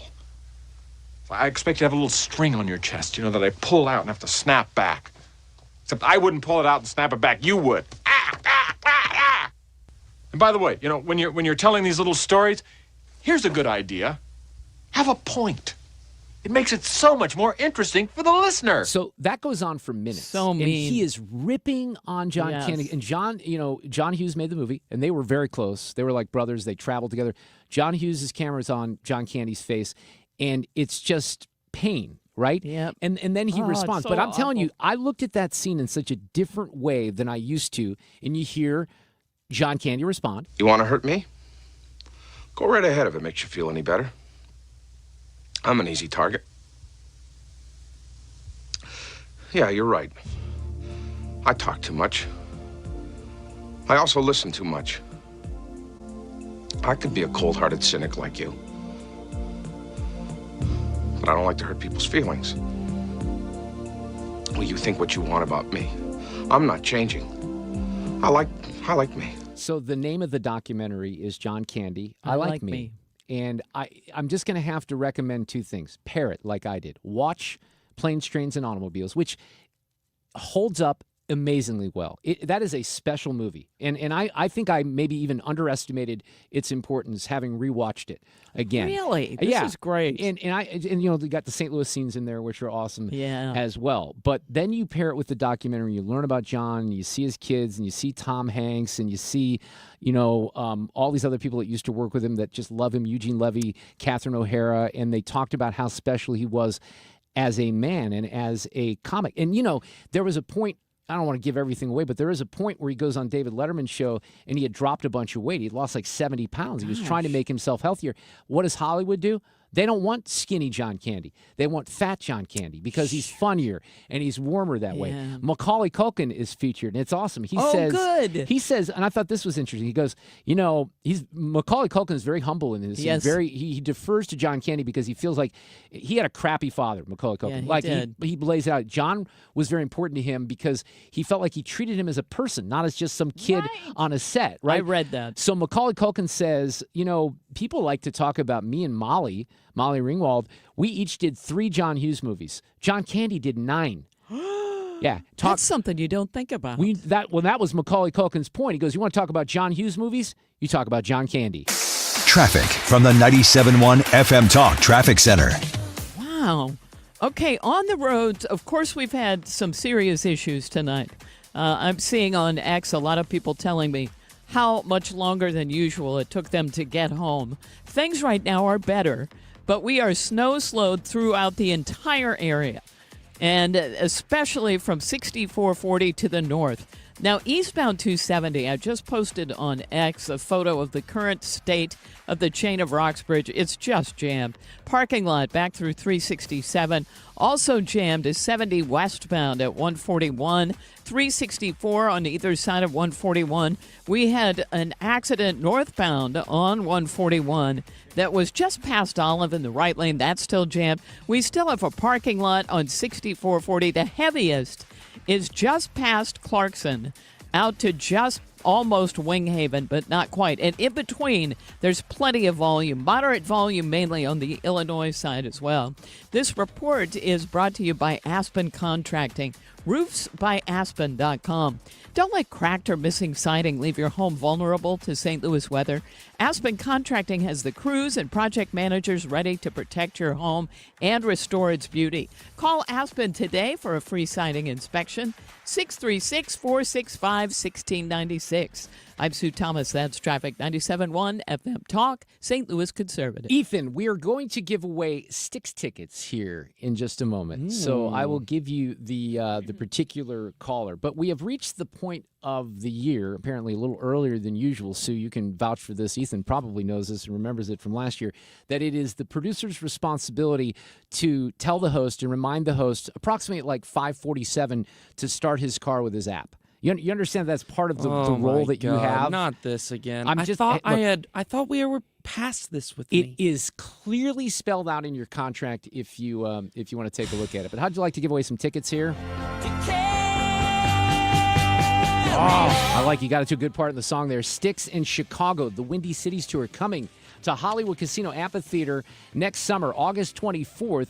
And the tickets go on sale this Friday. How about caller number 5 on the contest line right now? Ethan, who's going to remind me to start my car in about 10 minutes, will take your call, 314-241-9797. You're a winner. You're going to go see Styx in Chicago. To be clear, not in Chicago, and Chicago. They said, come sail away, come sail away, come sail away with me, lads. Men, need a clinic that accepts all insurance, including Medicare? U.S. Men's Medical Center in St. Peters does. U.S. Men's helps men experiencing loss of energy, focus, concentration, and low libido. And they accept all insurance, even Medicare, for testosterone replacement therapy. Patients love the staff and the fact that, yes, I'm going to say it again, they accept all insurance, including Medicare. Feel better? Call U.S. Men's Medical Center at 636-244-5333. One of the things that's kind of fun to do if you're a homeowner and you're going to stay in your home, but you want to do something pretty special for it, like a new exterior with James Hardy fiber cement siding, go on to the bannerconstruction.com website. Click on the top of the site. It'll say Showcase. And if you click on the Showcase, you'll see homes from our area that may have had very boring light vinyl siding that doesn't look very good, that, doesn't last very long either. And then they go to the Hardy board and they see how amazing it is. There's one home in the city of St. Louis that has this combination of dark red and brown colors that makes it perfect. It does not look like a home that would be in the middle of the city of St. Louis. It looks like it would be out in Wildwood or the country somewhere, and it's gorgeous. And that's what the team at Banner can do for you. They can do that with James Hardy products and also Pella replacement windows. So this is a great time to hook up with the team at Banner. They'd love to have you over, or for you to have them over at your house for a free in-home design consultation. BannerConstruction.com, 314-569-1050. Don't get lulled into believing the IRS is getting soft. It's just the opposite. Hi, this is Lance Drury with the Lance Drury Law Firm. We are being told by IRS collection officers that their higher-ups are demanding that they get more aggressive than ever. So don't ignore them any longer. Level up. If you have unfiled returns, unpaid taxes, levies, or liens, call me, Lance Drury, today and let me get between you and the IRS. I'll protect your rights. At the Lance Drury Law Firm, our practice is focused 100% on fighting the IRS. Remember, IRS problems are legal problems, and they need to be handled by an expert attorney who's done it for decades. So call the Lance Drury Law Firm today. We're local. Our office is right here in St. Louis. Call 314-260-6120. Visit Lance, D-R-U-R-Y, law.com to schedule your free consultation with your local tax resolution law firm. The choice of a lawyer is an important decision and should not be based solely upon advertisements. Annie Fry here. If you're nearing retirement or already retired, call my friends Thomas Helbig and Bob Kershaw with the Retirement Advisory Group. They'll show you how linking to the market is much safer than owning the market for your retirement savings. They are the official financial advisors of my show. Go to retirementkey.com. Is your home ready for the holidays? Call our cleaning heroes at Zero Res. 3 rooms of carpet clean starting at just $119 and take $75 off air duct cleaning. Book online anytime at ZeroResSTL.com. It's time for a $98 furnace tune-up. This portion of the show is sponsored by Jerry Kelly, heating, air conditioning, electrical, and plumbing. For details and a list of all station contest rules, visit www.971talk.com/rules. Your voice, your values. 97.1 FM Talk, St. Louis Conservative.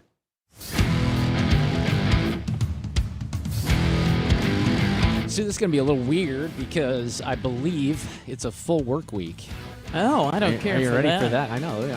I don't think I've had one of those for a few weeks, just because we've had the holiday, and I think I took a couple of days off right around Halloween, if I'm not mistaken. you but did. we have cold weather. Dave Murray says this snow is going to last until a little bit later this evening. Were you just saying that 44 is an okay condition? Yes. Wow. That makes me happy since I got to go home that way. Yeah, there's some moderate volume out of downtown, but by the time you hit Webster, it looks open. Okay. Just be careful out there. Yeah. I saw a bunch of for cars in ditches on my way in this afternoon, and it wasn't even that bad at that point. But, combination of bad 40s. driving and bald tires, etc. Exactly. It's really bad at the Boone Bridge. I saw a story in the Wall Street Journal. It was actually from a couple of days ago, from Saturday, I believe. And the headline was, American consumers lose patience with high car prices. Shoppers are downsizing, buying used vehicles, taking on longer car loans, and holding out for deals. And the market has been so interesting over the last 5 years since the pandemic, not always in a great way, but one of our experts is Alex Rosenberger from MasterCars Inc. over in Granite City. They do used cars with new car calibers, so this is right up your alley. How are you, Alex? Hope you had a good Thanksgiving. I'm very good. How are you? I'm doing okay. I'm not shopping for a car right now. I just spent. You don't want to know. And look, Alex would be the person that said, "Mark, I told you that this car has this reputation when it gets 80,000 miles plus." I've spent so much damn money on my stupid car in the last 3 months, Alex. I want to kind of throw up. But again, I can't say that I wasn't warned, right?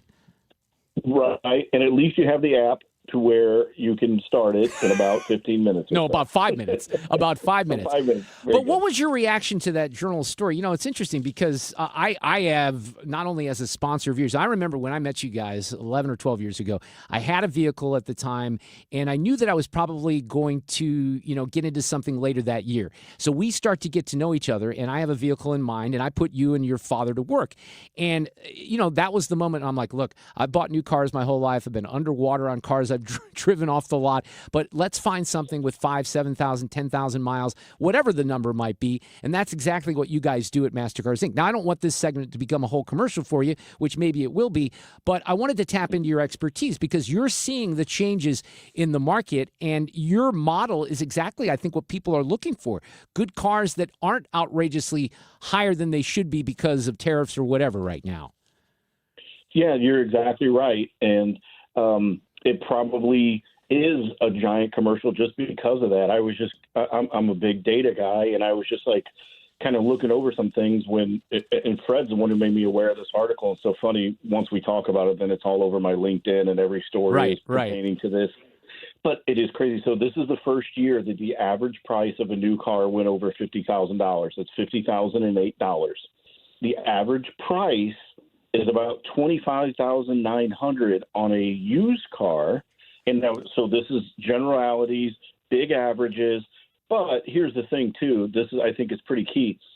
The average age of the vehicle for sale is 3 years. So that puts you within manufacturer's powertrain warranty.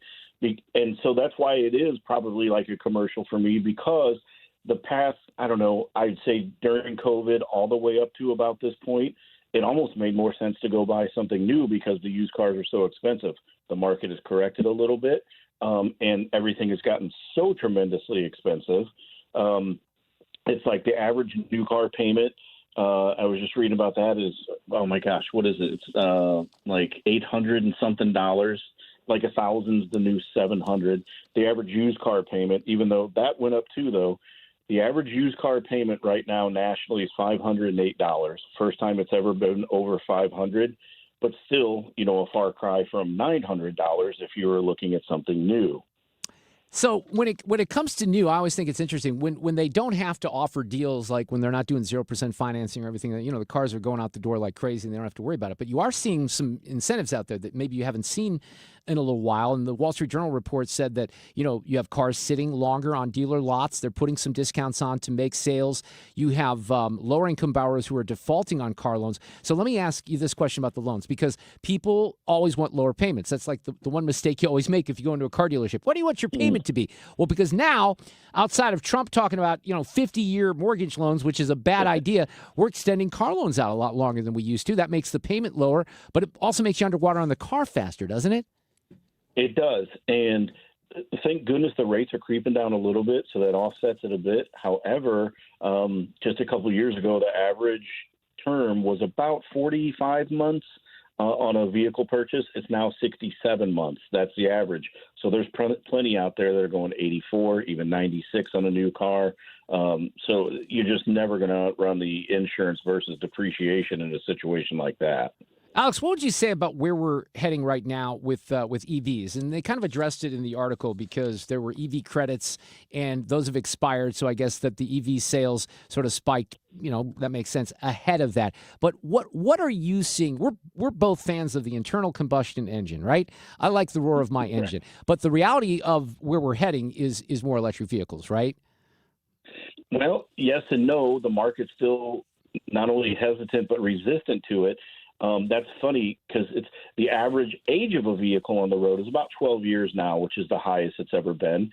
And they expect that to get higher because I like the term they use for it too, the limited propulsion choices. As fewer fully internal combustion engines are an option, and people that are simply not open to EV, they're going to hang on to theirs even longer. So they're expecting that number to go up to like 15 years, which is strong. That's a long time to keep yourself out of the market. And like you said, with the EVs running, the incentives gone on the EVs, they did spike a little bit. Now they've cooled off, as it was leading up to it. The demand, especially, in my niche, because, we're gearheads, we're car guys. We don't really cater too much to the EV market, but I do pay attention to the EV market because it ultimately is that or some other alternative form of power is going to be the future. But no one's jumping on to embrace it really fast in my market. The other thing that kind of jumped out at me from the journal article is, and this makes sense, and I think we're seeing this, sort of play itself out in other aspects of the economy. If you're doing well out there, if you're in the top 10 or certainly the top 20%, you're affording things, you're not hurt too much, you're buying cars. But what they pointed out is that they're relying, car dealers are relying on the top 20% of households. That's not sustainable. No, not sustainable at all. And it was funny, I was just speaking with a friend of mine, a manufacturer, a franchise dealer, and this was just last week. We were having this conversation. He goes, I don't have a new car on the lot. My brand now, this is a massive brand. This is a trade, this is a standard brand. And he said, I don't have one new car that I can sell for under $34,000. Really? With incentives, everything tied in. And so, you're talking what is that? Tax, title, and license included, a $600 a month vehicle. Right. With nothing down. That's crazy. Yeah. That we've been talking about this for years now, and the car market is interesting. And like somebody was quoted, and it makes sense. Look, I'm paying $500 a month for my payment. I don't want to pay $700, and so they're waiting on pulling the trigger. But then, and I have to give a shout out to my friends at Spieler Automotive, Clayton Spieler, who is a great listener. The car shops are doing great because we all need our cars to be repaired, right? Oh, this is music to his ears, this whole conversation, going from 12-year average ownership span to 15 years because they're not embracing the propulsion method, EV. So, and, independent shops are not real keen on working on EVs. So as long as they can keep those ICE engines running, they're going to be happy about that. Well, they've earned a lot from me in the past couple of months. I will tell you that, unfortunately. But again, it's hard for me to complain based on what I was warned about in the past by even people like you, Alex Rosenberger. Hey, tell your dad, hey, I hope you had a great Thanksgiving. We'll talk soon. See ya. See you, buddy. All right, take care. MasterCarsInc.com if you want some expertise in the auto industry. Traffic from the 97.1 FM Talk Traffic Center. Well, things are improving on the roads, but it was pretty bad to begin with, so that's just a little bit of an improvement. If you are just headed out, expect to have a slower commute. We are snow-slowed throughout the entire area. There is a stall westbound 6440 past K. They've opened the lanes, but the stall is on the right-hand shoulder through there. There was a stall also on northbound 270. Oh, they're now saying it's an accident. Northbound 270 just before 6440. They've got the right lane and the right shoulder blocked through there. We've got a lot of volume eastbound 270 between 367 and the chain of Roxbridge. We've got southbound 270 jammed at 70. Northbound, there was an accident reported approaching 70. And a lot of volume, 141 at 364. 364 has extra volume tonight as drivers have used that as an alternate. 64 westbound still lines up just past Clarkson. And that's in pockets all the way out through 70. And look for northbound 141 to really jam. There was an earlier incident at Olive. Moderate volume on the Illinois side and on the bridges downtown. I'm Sue Thomas, and that's traffic. 97.1 FM Talk, St. Louis Conservative. Okay, hang on here just a second, Sue. I just got the text message from Ethan that I need to start my car, so I'm going to go open my app right now and press. There it is. It started. I knew you'd be happy about that. This report is sponsored by Overhead Door Company of St. Louis.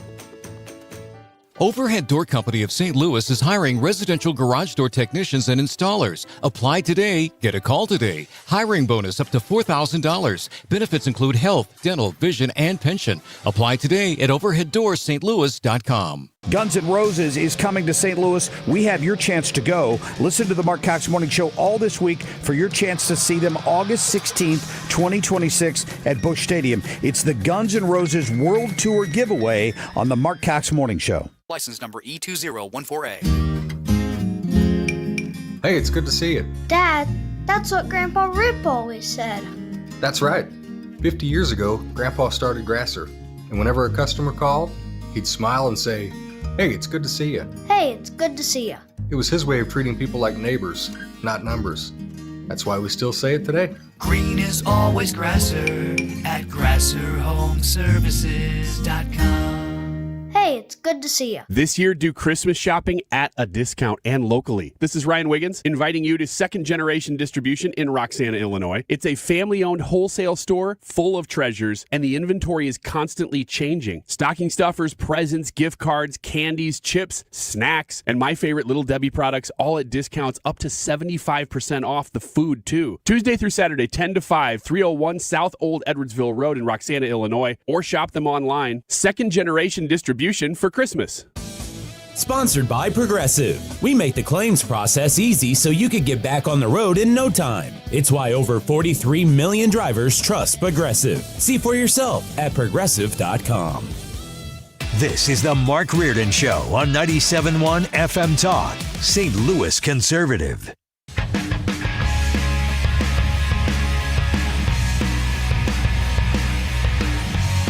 It's a Monday after a holiday week, and I was off for 4 days last week, as you know, soon. There's so many things. I send Fred these little notes all the time, and I tell him what I want to talk about, and I didn't get through hardly any of it today because we were so busy, but I will touch on some of these tomorrow. For example, would you have guessed that the host of this show sat down last week on Tuesday night and watched, can't even believe I'm saying this, the entire finale of Dancing with the Stars? Would you even expected that? It's true. What happened? I'm going to explain that tomorrow. There's a reason for it. I am intrigued. Yeah. And I actually, here's the frightening part. I actually enjoyed some of it, too. It is entertaining. Well, I'll explain the story tomorrow. But, all right. you know our friend Scott Jennings, who is I on do. CNN all the time. He's a national treasure, as you know. Do you know that he has pissed off a couple of A-list celebrities in Hollywood? What did he? Why? Oh, I'm going to tell you. Stand by. Playback ready. Now, the audio cut of the day. So what's interesting is we played this audio a couple of weeks ago, and I didn't know the context. So I'm going to give you the context here. Sue, Michael Douglas, and his wife, Catherine Zeta-Jones, are reportedly very displeased over the manner in which their son Dylan was humiliated during a roundtable discussion on politics with CNN commentator Scott Jennings. Young Dylan was left stuttering incomprehensibly midway through the interview, which has seemingly become a source of mockery behind the scenes. Now, Sue, according to sources, his parents, Michael Douglas and Catherine Zeta-Jones, intend to blacklist the entire network as they believe CNN, I can't even do this without laughing, crossed the line. So they're so furious, this report says on Yahoo News, that they intend to blacklist the whole network. On Zeta-Jones' part, she's reportedly been ranting to her friends about how the interview was unfair and exploitative, seemingly referring to how her son was left stunned and stuttering at some of the questions he was asked. Meanwhile, Douglas shares the same opinion. He's told his close circle that the outlet crossed the line. Sue. Did they ask just like normal questions? Well, here's the exchange. And unfortunately, young Dylan was in way over his head with Mr. Jennings. You cannot put on the American people that Democrats were the one that were hurting people, making this plight. Who was casting the votes against opening the government? So keep in mind, the framework here is when the government shutdown was occurring, and they were trying to pin this on the Republicans, all of whom voted to keep the government open, just so you know. Democrats or Republicans? Who was wanting to cut? Who was casting the votes? Scott, who was wanting to cut SNAP benefits? Nobody. And who was playing up SNAP SNAP benefits after two courts ruled that it was unallowed? Republicans voted to fund SNAP 15 times. Democrats voted to defund it 15 and you talk times. About the affordable, and we had to get 8 to join us. You talk about the Affordable Health Care Act. Okay, it's terrible. Landmark legislation is not perfect. We understand that Democrats, Republicans, Independents, 70% of Americans, not Democrats, not just Independents, 70% of Americans believe that they should increase those subsidies past the deadmark of December, the COVID era subsidy benefits. So it's a huge, huge thing that Democrats, Republicans, 70% agree with. Okay, so Dylan's getting in a little over his head here, and then all of a sudden there's some math that comes at him, and I don't think this goes well. When it comes to the government shutdown, I was of the persuasion that to go for it, I didn't really get it. Democrats wanted a fight. They got a fight. Chuck Schumer, back in last year, didn't fight. He got a lot of flack for it, particularly in his home state of New York. So they wanted a fight, but they found a fight that was worth fighting with talking about the Affordable Health Care Act. People were with them. Democrats were leading in the polls. We won big on Tuesday. That's what it was for, right? It was for the election, right? Well, I think we should have kept going. What I don't understand, and which I would love others to help me out understand, I don't understand why we caved so soon when the American people seemed to be on because the election ended. You just said it. It was for the election. So they didn't think that went. Well, let's face it. He was not that smooth. He's with a very polished guy in Jennings, and he's kind of stumbling and bumbling over himself. Maybe they should be mad at CNN for putting someone in that position to try to defend the nonsense that he was trying to defend. Exactly. I think it's kind of all on him, on his fault. But, when and I looked this up, I'm not sure why the dude was even, why was he on there? That's a good question. Let's see here. Here it is. He is the, as described by the Harvard Kennedy School, the dynamic host of SiriusXM's Young Americans, a voice for a new generation. He's a 2022 graduate of Brown University, so he's an Ivy Leaguer. You'd think he'd handle himself a little bit better on the microphone than that. So that's why he was on there. And he's also an actor, so he's going to be in a movie with Mom and Dad as well. But it's funny because I didn't know who that. I remember playing that audio. I might have even used it for Cut of the Day on that particular day. and hadn't really understood the complete context, if you will. All right, so one more piece of audio here. You know that the president referred to Tim Walz as a retard on Truth Social. I'm not particularly fond of that language and, from the president, so I will just say that. But he's asked to back off that, and he doesn't do that. In that same post, you mentioned Tim Walz, and you called him what many Americans do find an offensive word, retarded. Do you stand by that claim of calling Tim Walz retarded? Yeah, I think there's something wrong with him. Absolutely, sure. But you don't think that... You have a problem with it? You know what? I think there's something wrong with him.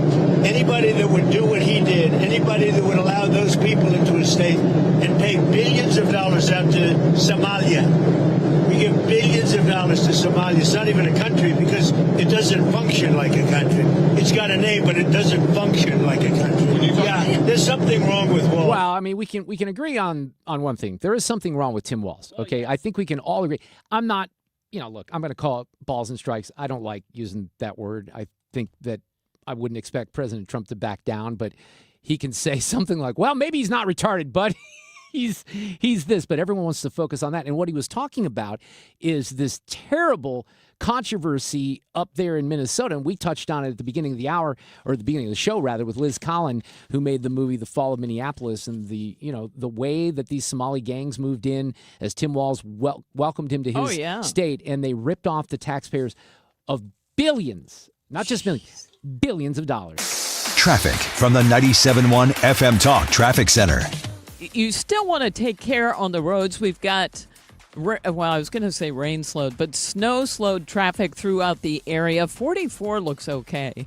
55 has some slow pockets, but 64, 40, and things to the north are definitely a slow go.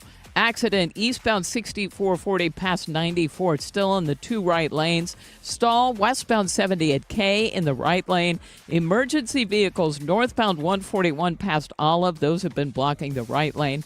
Accident now northbound 270 approaching 6440 in the right lanes. It's really busy at 70 at 270, 364 at 141, and westbound 6440.